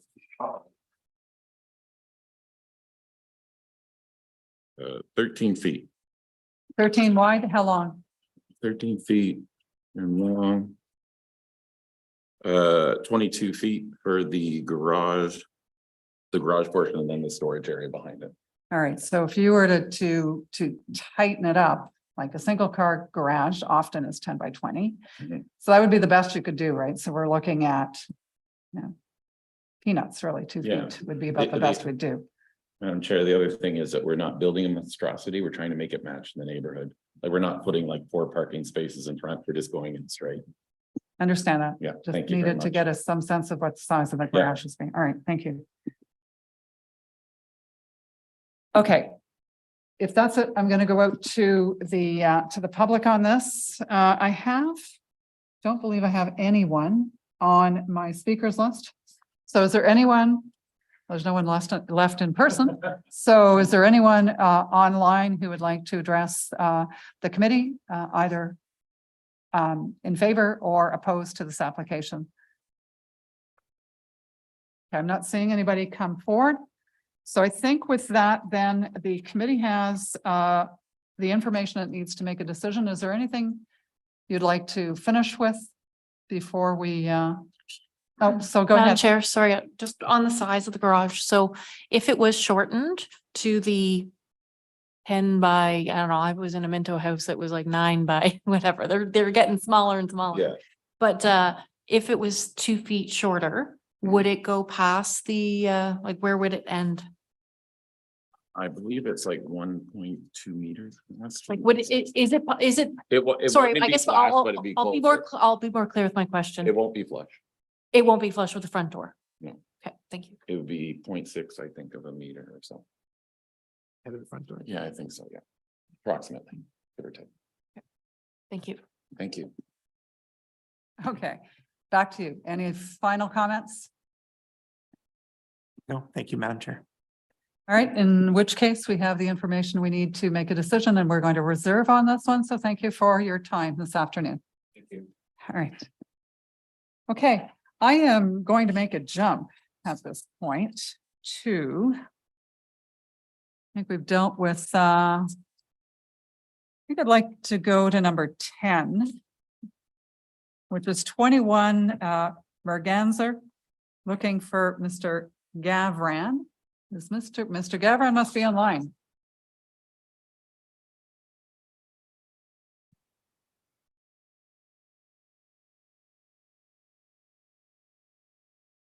Gavran, are you with us?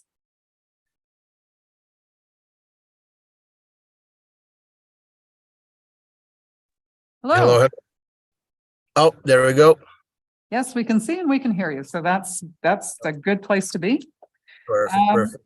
We do not need a presentation from you on this. I'm going to open it up directly to questions from the panel. Anybody have any questions about this consent application?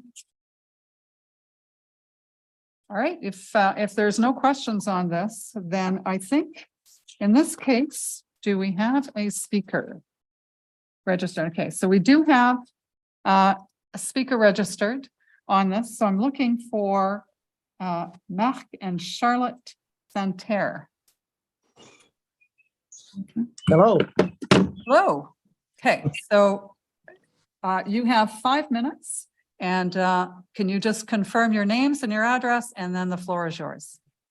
Mark and Charlotte Santerre, 23 Merganser Street, adjacent property to the 21 Merganser Street.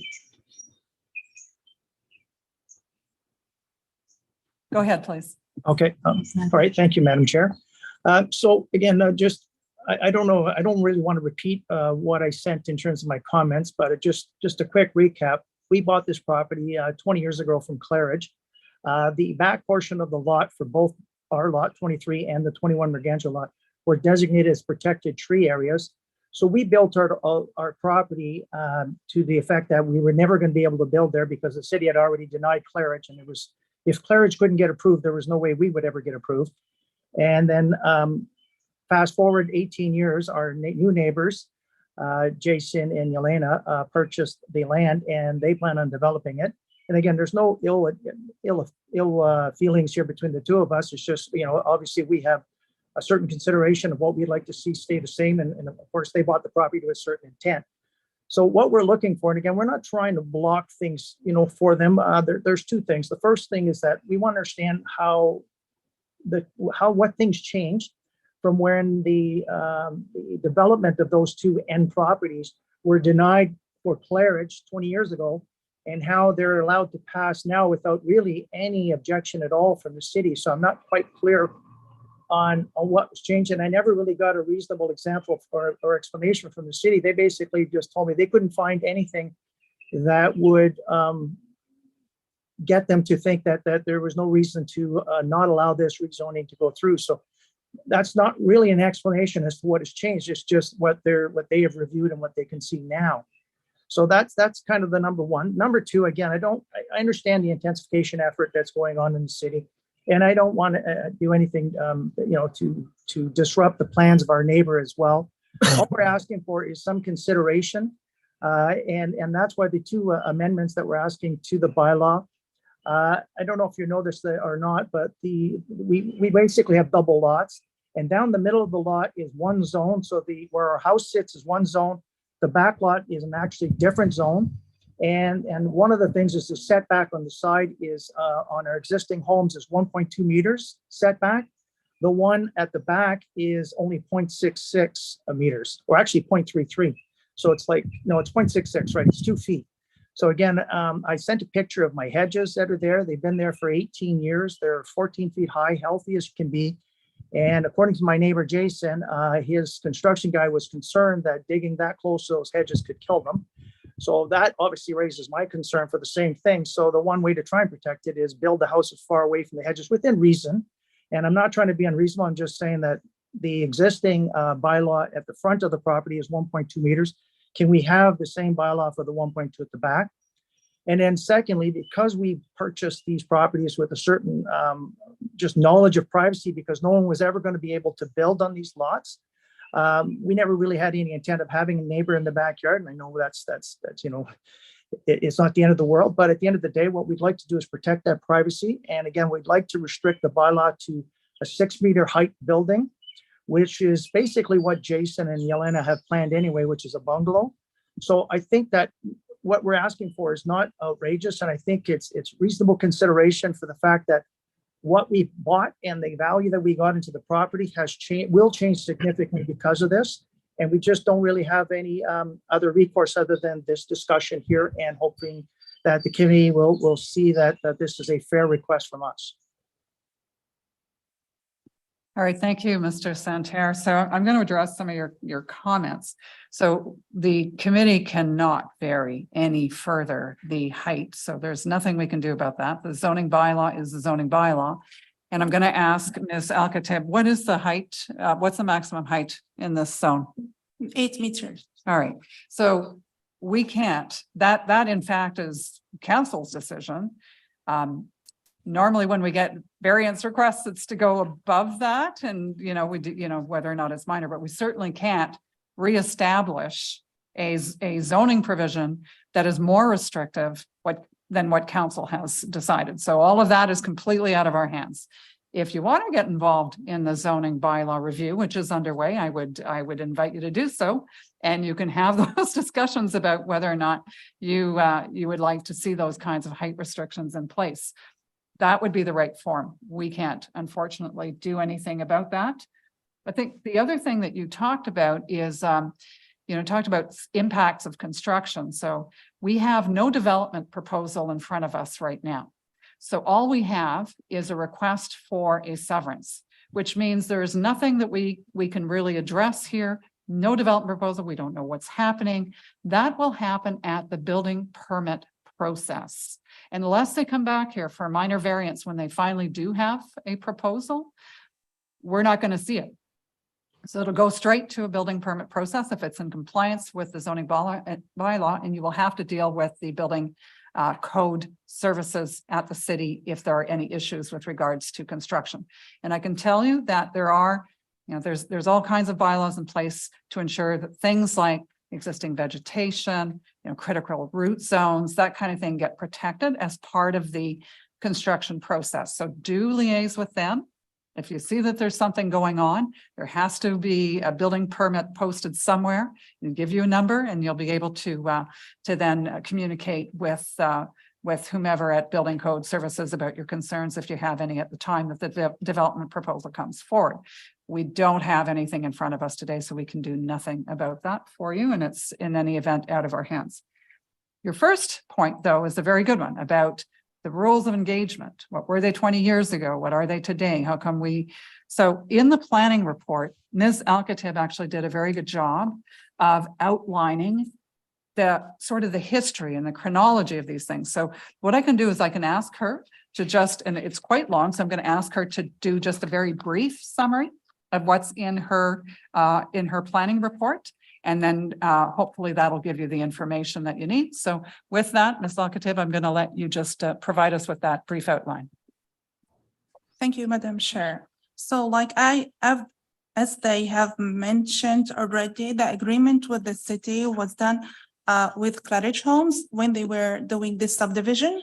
And that was done in 2001, which is like 22 years ago.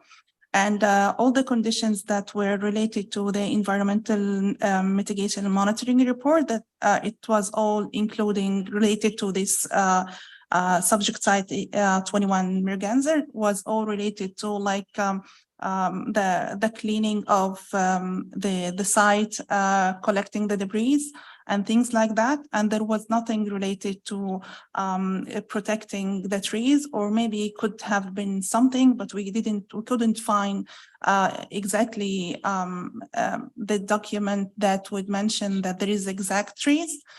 Forestry team have already did the investigation, and they went through analyzing all the aerial photo that we had before, and we didn't find like a real like a wood lot that, as mentioned in the agreement, that would need to be protected. And on the other side, we have recognized that the applicant was so much cooperative in sticking to the zoning bylaw requirements, and they updated the design several times to stick to the exactly what was required by the zoning bylaw. And they have offered a design that will only be 3 meters in height, just to mitigate the impacts that coming to their neighbor, and just satisfying their needs in a minimum impact to the surrounding of them. And the last thing was they accepted to decrease the driveway to be only single driveway, although the character of the street in the development is a double garage, double driveway, but they did so to be complying with the zoning bylaw and also to protect one of the trees that's available there. And accordingly, they updated the trees inventory report, and they are only removing one of the trees and preserving the other ones. All right, thank you for that. So only being said, like planning staff would like to verify that the applicant have satisfied condition number 2 by the updated TIR. So condition number 2 now is cleared. So you're telling me we can delete condition number Yes. 2? All right, thank you. Okay. Thank you. Thank you, Ms. Alcatib. So that is essentially the overview. If you want more detail, then I'm going to ask, because it sounds like there's a lot of history here on this, and you know, we could talk about it, but to be honest with you, it doesn't really impact on the application and the evidence that we've heard so far. So I'm going to invite you to either reach out to planning services, well, probably planning services, and maybe Ms. Alcatib herself, who might be able to provide you with a little more detail about, you know, what happened 20 years ago and that kind of thing. For our purposes, you know, we have what we have today, and we have the context and the rules that apply, and that's how we have to deal with the application. So, did I miss anything, Mr. Santerre?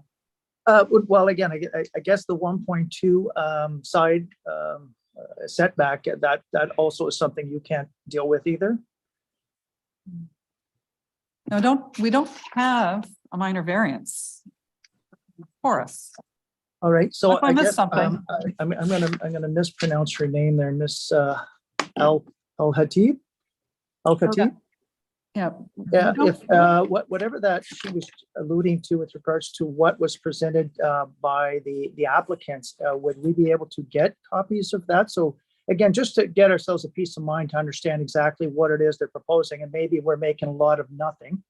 And I've already had a bit of the conversation with the neighbor, and he basically said that, I said, can we just come to agreement? He said, it's better to let the process go through the city as a normal thing. So, and he's an experienced developer, so he knows better than I. But if I could just be informed, maybe maybe I'm worried about nothing. And the more information I have, the less I have to even think about. And if it satisfies me, then I will go away happy and wish them well in their development. All right, I'm going to ask you to reach out to Ms. Al-Khatib for that information. I can tell you, because we don't have a proposal before us, even if there's been some discussion about what that proposal might look like, until they actually formalize that in an application, either for a building permit, well, actually full stop. And if they need minor variances to do what they need to do, then they're back to us. But there's really nothing to compel them to provide us with that information as part of this application. It's a nice to have. It's because they wanted to provide that information, but nothing about today ties them to any of what we've talked about in terms of building height or building size or any of that. Okay. All right. Thank you for that. All right. Okay.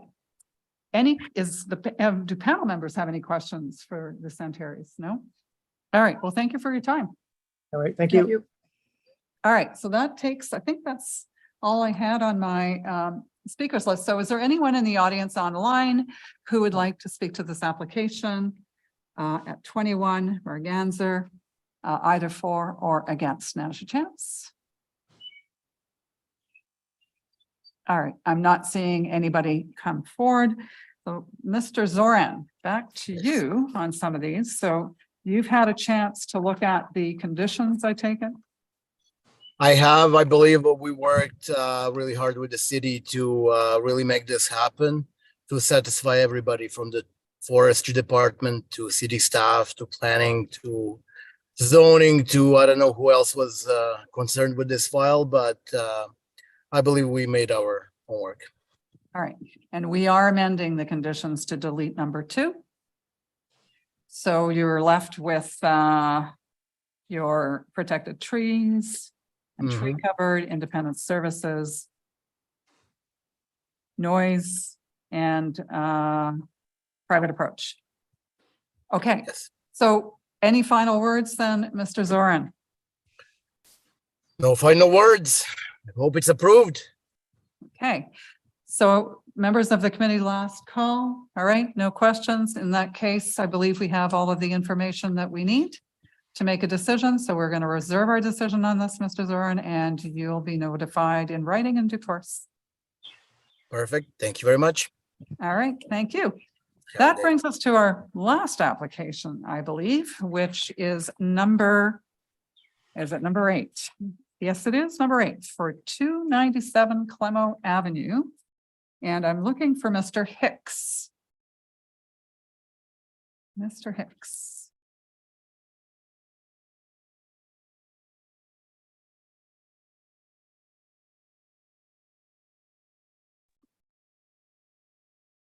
Good afternoon, Madam Chair. And good afternoon, Mr. Hicks. So we're going to be asking for a presentation from you. One of the key pieces for us, of course, is this notion of electrical vehicle charging. So can you please be sure to talk to us a little bit about what that requirement is on site? Certainly. I may just ask, the deck that I provided to committee was more of a visual aids than a sequential slide deck. So I might just ask the individual that's controlling if we could just go to slide 2, please. And this particular slide will outline the variances and hopefully in a diagrammatic format for the members of committee. But in this particular case, the applicants are essentially applying for a set of 7 variances to the zoning bylaw. If you're following the legend below, you'll see that the first variance is dealing with permitting parking in the front yard, and that's highlighted by the yellow rectangle that's located in the front yard. Just to the right of this diagram would be the existing shared single lane driveway. The second variance would be dealing with permitting a parking space with a reduced length of 4.4 meters as opposed to the bylaw requirement. You can see that's highlighted with the red line that's going down through the middle of the proposed parking space. The third variance is dealing with a existing accessory building that's actually constructed in the rear yard and is not on this diagram. I can bring up another diagram should committee wish to see. This is an existing garden shed that was constructed by a previous landowner or property owner, and it has a 0.7 meter setback as opposed to the bylaw requirement of 1.2 meters. So the request there is simply to legalize this existing setback for the existing accessory building in the rear yard. The next variance beyond that is to permit a 0 meter setback of soft landscaping separating the walkway and the driveway. And you can see, again, that's highlighted by the blue, very skinny rectangle that's running down the edge of the existing driveway. The next variance is to permit walkways with a width of up to 6.86 meters and 3.4 meters respectively. And to permit a maximum of 2 walkways in the front yard, and they're highlighted. You can see the widths are highlighted with the green or teal line that's crossing the constructed walkways, and then to permit a maximum of 2 walkways from the front yard, and you can see those highlighted by the numbers 1 and 2 right along the front lot line. I understand and believe that committee has a copy of my planning rationale, so I'm going to perhaps jump a little bit forward and do my best to concentrate on providing some larger planning context and responding to the concerns raised by staff with this application. And I would note that this application was made at a pretty challenging moment for planning in the city of Ottawa, when the city was in the process of developing a new official plan, which, as this committee is very well aware, drives all planning decisions in the city and provides direction for the development or update of the city's zoning bylaw, site plan control, community improvement plans, heritage conservation district, etc. And while we have a new official plan in place of last year, the city is just in the beginning processes of bringing the rest of its remaining planning program into conformity with this new plan. And this is a plan that I would note is really a marked departure on both of its structure and context from the previous document. The challenge that this does create for us is that while the city has new planning directions in place, policy directions in place, the implementation tools such as the zoning bylaw and heritage conservation district plans don't necessarily either recognize or conform to the directions. And that leads in the new official plan, and that leaves applicants and staff, committee of adjustments, and council having to reconcile these new policies against older regulation policies and guidelines. I believe strongly as a professional planners, this is where we find ourselves today, is reconciling the policies of a new official plan that are focused in large part to developing a carbon neutral, complete city with the policies of a previous official plan that were in large part focused on other priorities, and there's nothing wrong with that. To add to the complexity of this situation is really the root cause of the requested variance, which is the installation of a relatively new technology in the property, and that's namely an EV charging station for an electric vehicle, which based on the direction from the homeowners received from Hydro on Ottawa and their licensed electrician is best located within the front yard of their home on the proposed parking pad that you see outlined in orange. The variances that are being heard today are variances to a zoning bylaw that was developed under the previous official plan and within a heritage conservation district that was also developed under the previous official plan. And my concerns with the staff analysis that's provided with this application is that this discussion has been framed solely as a discussion of parking and neighborhood character, but has not been able to address the city's policies as they relate to reducing carbon emissions, mitigating against climate change and climate change resiliency. And a part of which is an urgent need to see our existing neighborhoods retrofitted to accommodate new technologies that help achieve these goals. And that at the end of the day is what is before committee, aside from legalizing the older outbuilding. And with that, I might pause, Madam Chair, just because I know I'm at my allotted time. I'm happy to, I just have a couple more points that I could make, and I could discuss the test of the variance, but I'm in your hands as to whether you wish me to continue. I'd just like to outline a little bit more about what's I guess occurred on site and why, and the EV rationale. So we heard about the policies, and you're quite right. There is, when you look at policies that have been placed for a number of years, there's some catch up that has to happen, and Absolutely. we're cognizant of that. So, but what I really want is to hear a little bit more about the need for the electrical vehicle charging, and how you why can't it be provided elsewhere on the site? Let's talk about that. Certainly. So the major challenge with this particular file, and I certainly have to rely on the advice and direction that my clients have given me on this file. There's two primary issues with locating this elsewhere on the property, and there is, essentially we recognize that this likely could be potentially located in the rear of the property, and there's two primary issues with that. Is one, we have a Hydro One easement that extends and it runs horizontally, essentially east-west across the property. That Hydro Ottawa has advised that they will not permit any EV charging equipment, quite frankly, strangely enough, within their easement, even though that this would be hooking into their distribution network, which places a challenge in locating the equipment in the rear of the property, because again, these are quite tight spaces. Also, we have a young family who has established their amenity area in the rear yard as well too. So to accommodate this EV charging station and to accommodate the vehicle turning into the rear yard, avoiding an existing right-of-way and avoiding the Hydro One easement would require a significant reaménagement of the rear yard, or rearrangement of the rear yard. And the advice that they also received from their licensed electrician was that the ideal location for this was actually in the front yard. And this is I'm not a licensed electrician, so I have to take the word of the licensed electrician in this regard, that there are technical considerations that they have reviewed, and that they believe that the EV charging station is best located in the rear yard to receive service from the house. All right, I think you mean in the front yard. Oh, pardon me. Excuse me. I'm getting my yards mixed up. In the front yard. Pardon me. Oh, we understood what you meant, so that's okay. Thank you. No worries. All right. Okay, I think we we have read the report and looked at the material and certainly have this. So I'm going to open it up at this point to members. Any questions? I have a question, Madam Yes, go Chair. ahead, member Lacasse, please. Yeah, so you mentioned in the application as well as in your verbal remarks about the hydro as well as the licensed electrician. However, I didn't recall seeing that in your application. Do you have anything in writing that could provide evidence of that, of those statements? I can certainly provide you, and it would have been provided with the application package, the correspondence received from Hydro Ottawa. We don't have a written statement from the licensed electrician. Certainly, I'd be happy to obtain that opinion should committee wish to see that.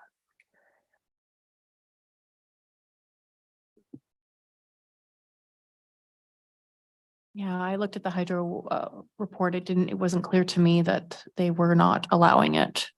Okay.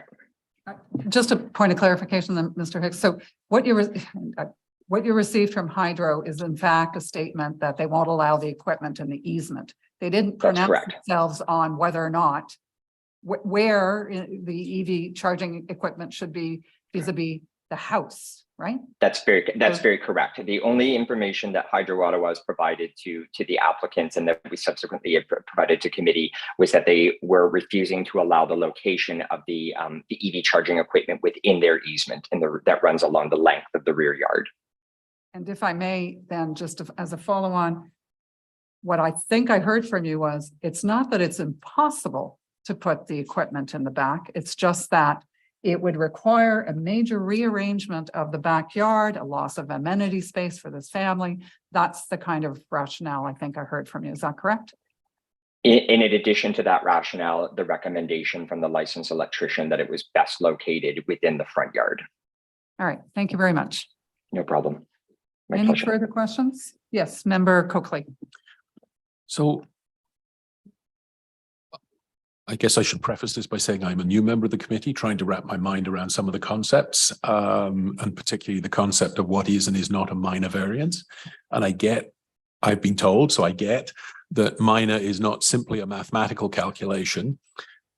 That being said, I do find I've got a lot of difficulty understanding how, if the requirement is 1.2 meters, how 3.9 meters is minor in comparison to the 1.2 meters. So I'd appreciate your comments on that. The other thing I'm also trying to wrap my mind around is, I'm not saying there's necessarily a certain arbitrary threshold, but one minor variance is a variance, two minor variance is a two. By the time you get up to a certain number, you presumably have varied so many things that what you're left with bears basically no resemblance to the bylaw that, that all these minor variances have been given against. So, whether your 7 gets me there or not, I am beginning to wonder at 7 whether we aren't getting up to some point where I'm, at least in my own mind, uncomfortable with the concept of minor. Certainly, through you, Madam Chair, I'm happy to answer the committee member's question. With respect to, and I would start off by saying, certainly, I respect that as a new member of the committee, you may not have encountered this before. I probably suggest that a number of the members of the committee have seen multiple variances come in under single applications. That does occur from time to time. To go back to what the thrust of your question is and what is what is minor in nature.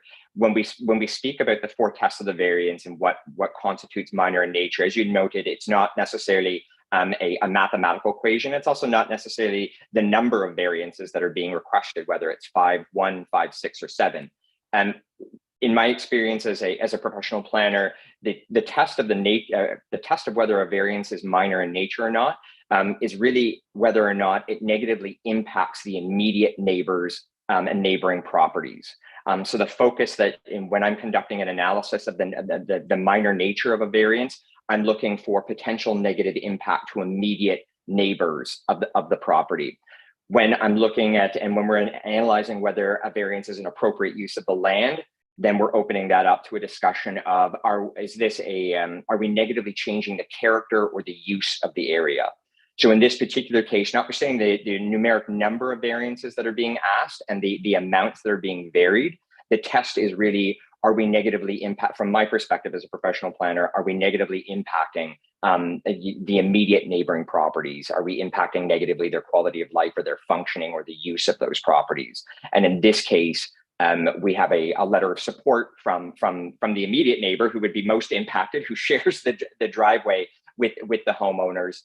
We have obviously received some correspondence over the past couple of days from area residents, but I would note we also don't have any, from my review, I was not aware of any other opposition from immediate neighboring properties.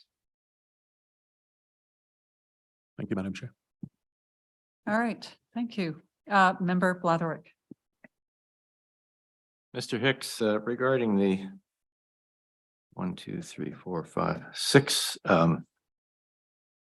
variances, how many of these relate to the altered front yard design that's currently in place at this property? All but one. So one variance is being requested for the outbuilding or the accessory building in the rear yard. All the rest are for the front yard. That's variance C.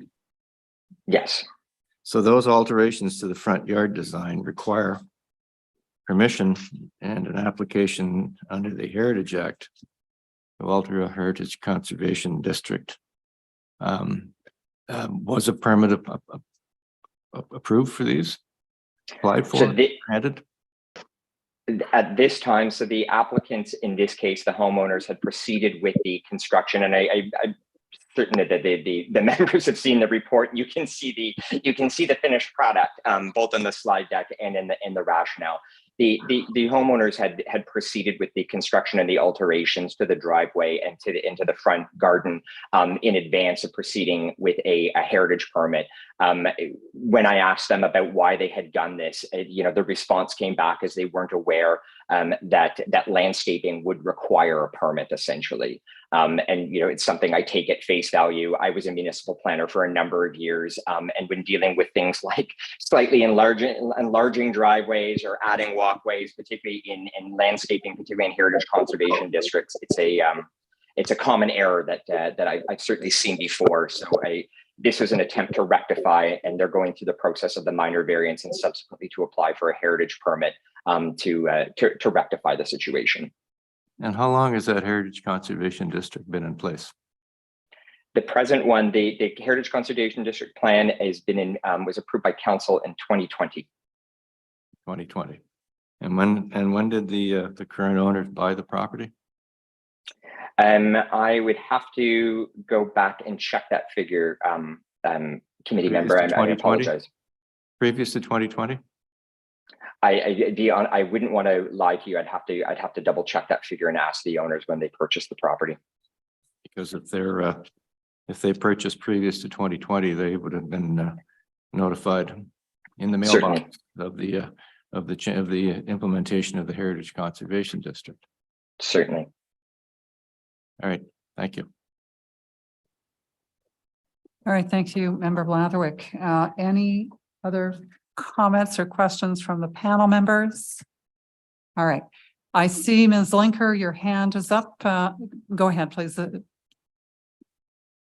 Thank you, Madam Chair. I just wanted to clarify with the agent variance, I believe that's C with respect to the accessory structure. And if that's the correct variance, my understanding was this variance was with respect to the interior side yard and the provisions related to that. So when reviewing these plans, I was of the understanding that this was with respect to the bike shed in the interior side yard facing the front yard and not with respect to the accessory structure in the rear yard, which I believe I'd have to double check appears to be compliant.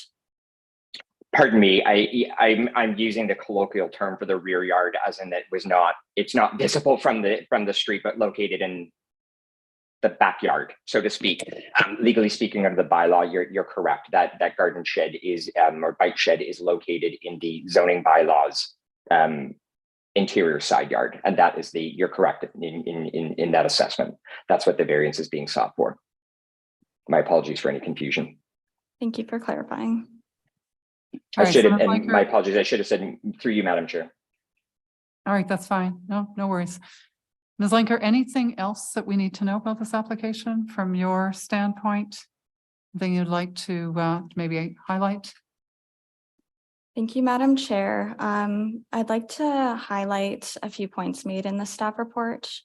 The applicant is applying for a variance against the streetscape character analysis to permit front yard parking where front yard parking is permitted as it's not deemed to be the dominant character of the street. As you're aware, the streetscape character analysis is an objective count of building elements on site, and they're intended to encourage development to maintain the character with the existing homes on the street. In addition, as the agent has noted, this is within a heritage conservation district area. This heritage conservation district in particular is very specific when it comes to the streetscape and public realm. And the subject site is a contributing property, meaning that it has not been significantly altered as it's seen from the street when it was designated. Some characteristics of this heritage conservation district are open green front yards, absence of front yard hedges or other structures, narrow walkways, regularly spaced driveways, meaning linear driveways at regular intervals shared by owners of adjoining lots that lead to garages at the rear of the property. So what the applicant has been proposing and has implemented is contravening the intent of the intent and the policies of the Heritage Conservation District. The district also says to not detract from the front elevation of the house as viewed from the street, and staff's analysis is that the implemented design does not comply with this. One last thing that the policy states is the conversion of soft landscaping in front yards to hard parking surfaces negatively impacts the cultural heritage value of the district and will not be supported. Therefore, staff believe that the application does not maintain the intent of the zoning bylaw or the official plan and it is not minor nature or desirable for the property. And if this is granted by the Committee of Adjustment, staff suggest a condition on the minor variance to allow the applicant to apply for a heritage permit, as we believe that these two processes should go hand in hand because a heritage permit is still required for this application. All right, thank you, Ms. Linker. I was hoping you would mention that, so great, we've got that together. Okay, so are there any other questions from the members of the panel before? Yes, go ahead, Member Lukier, please. Madam Chair, I have a question for City Ms. Linker. So, and maybe this is not a answer you know, but I'm just curious to know if the city has done anything else of the other properties on the street that have this so-called illegal parking. Like, not, I'm saying so-called because they're there. There's a number of properties that have created parking spots, and if the city has done anything with respect to those properties, whether it's fines or anything to that effect. Thank you. I did take a look into some of the addresses within the block to see if there was any action from the city on these properties. Normally, this is done through a complaint basis, and some of the properties, I think all but one, have not received a minor variance or legal non-conforming rights to their front yard parking. So technically, we would call that hard surfacing rather than a legal established parking space. We would still recognize their legal parking space in the rear yard, and that should not contribute to the character of the street being front yard parking. I believe one property did have legal non-complying rights to a front yard parking space. Okay, thank you. Okay. If there's no other questions, Mr. Hicks, I just had one. So, part of what strikes us when we look at this application is it would be one thing if they only needed the parking spot in the front and they kind of minimize that. But I think you'll agree that when you look at what plans that we have with regards to the hardscaping, there seems to be quite a bit there, and unfortunately it has led to a lot of requirements for these additional minor variances, which is, it's too bad that it's kind of come down to that. But in any event, I just thought I'd make that comment because I thought they could have maybe tried to minimize, the way that they would have provided for that. And anyway, so, okay. It's just a comment, not looking for any feedback. I do have one person on my list for the speakers, on my speakers list. So, and that would be Mr. Lampstein, who I see has his hand up and is ready to speak to us. So, Mr. Lampstein, you have 5 minutes. Go ahead, please. That's perfect. I would just say with one thing, I think they bought the house in 2018 or 2019. I'm from 291, so I'm 293, sorry, I'm just beside them as well. And right across from us is that 292, 94, who also did this illegally. And we've been trying to argue with the city to prevent them from doing that too, because these would be the only two properties on that block of Clemow that do this.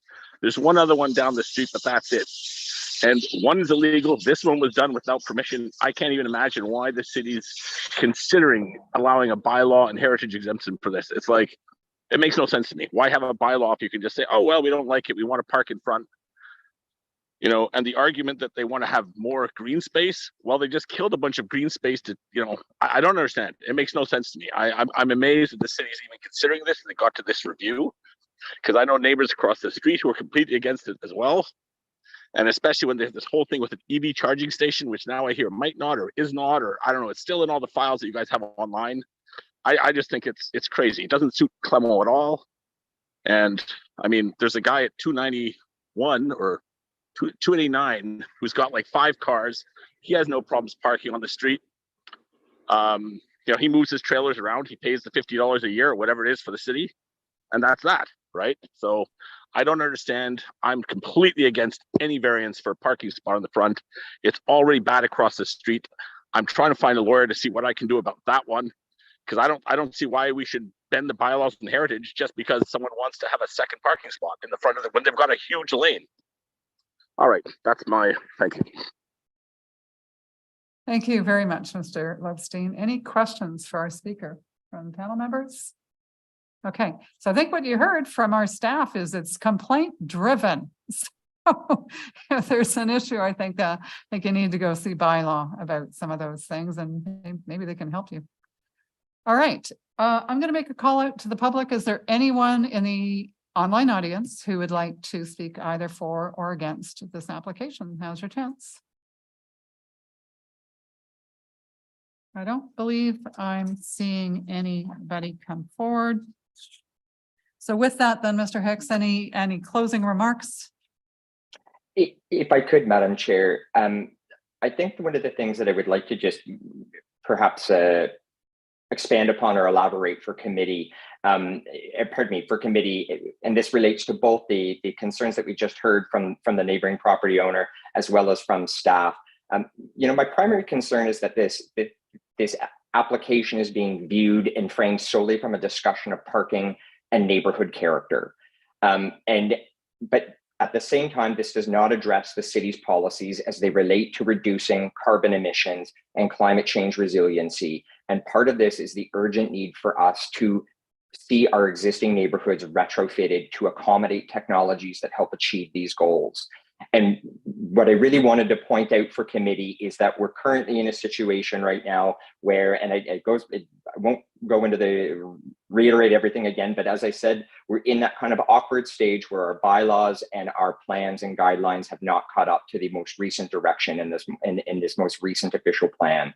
And I would just encourage the committee when reviewing this application to not view it in such a narrow view as this is solely about parking and this is solely about character of the neighborhood. I think those are very important points to be made, but at the same time, there is a larger discussion around how we retrofit our buildings and how we retrofit our neighborhoods to become more future-proof.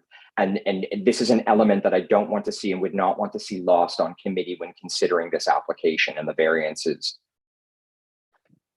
All right, thank you, Mr. Hicks. And Mr. Lepstein, I see your hand is up. I have closed the public portion of this hearing on this application, so I'm not going to come back to you.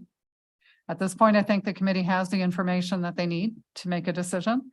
So with that then, and with Mr. Hicks's closing remarks, we are reserving our decision on this. And Sorry, Madam Chair. oh, sorry, go ahead, member. Can I ask Mr. Hicks one more question? How close, if, the electrician stated that this is the optimal place where this could be located. If hypothetically this was granted, how close is it possible of the EV charging station going in? Like, is this something that could start tomorrow or this year, or is this something that, or have you been waiting on this decision? My understanding is that this has been ongoing since 2021, right? Yes, and so and there was a pause, obviously, with the applicants as well too, in kind of determining next steps. So when the gardening was put in or the landscaping was put in, the project was essentially paused at that point when the complaint was made to the city. So the applicants are waiting for the decision from Committee of Adjustment to determine how they move forward with the EV charging station. Thank you. Member Coakley. Sorry to maybe, in a sense, go back and relitigate something we should have talked about a couple of minutes ago. But your statement about, I get your point about we're moving to, for a time being anyway, to electric vehicles before we get rid of vehicles entirely and just simply have, I don't know, Amazon come in and pick us up and drop us wherever we're going. But what is that? Let's just say we agree. Maybe your clients decide not to buy an EV. Or maybe they sell the property and the new owners don't have an EV and they want to park a gas guzzler in that area. I mean, I take your point, but I don't think it's, you haven't quite convinced me, I suppose, that that's a slam dunk, because a parking space is a parking space is a parking space. And I'm not sure there's any ability in the city or else, definitely not again us, but unless we can somehow impose a condition that the only vehicle that could ever be parked there was one that was an EV while it was charging. So. Through you, Madam Chair, that response, I think the committee member raises actually a really valid point about we are in this transition that's likely kind of a generational transition. where we may, at this moment in time, need a parking space for an electric vehicle. And we do have an upcoming moratorium on fossil fuel vehicles over the next few years. These are going to be phased out, and all vehicles moving forward are going to be, private vehicles are going to be electric vehicles. So this is, I think in the near term, this is coming. Whether or not we're prepared for it with respect to our bylaws or not. The second thing I would note is, I think you raise it yourself, is that this is a transitional period, and perhaps in another 20 years, we may not have any need for electric vehicle charging stations or private vehicles at all. One of the things that I think I would want to raise to committee's attention is the variances that are being requested are essentially for landscaping materials at this time. So it's plants and paving stones and trees that are being planted, ornamental trees, quite frankly, that are being planted in a small retaining wall to shield the vehicle from the street. And these are items that, and these are elements of the property that are also easily removed. I won't say that it doesn't go without any effort whatsoever, but are more easily removed than an addition onto the house or the construction of a new garage.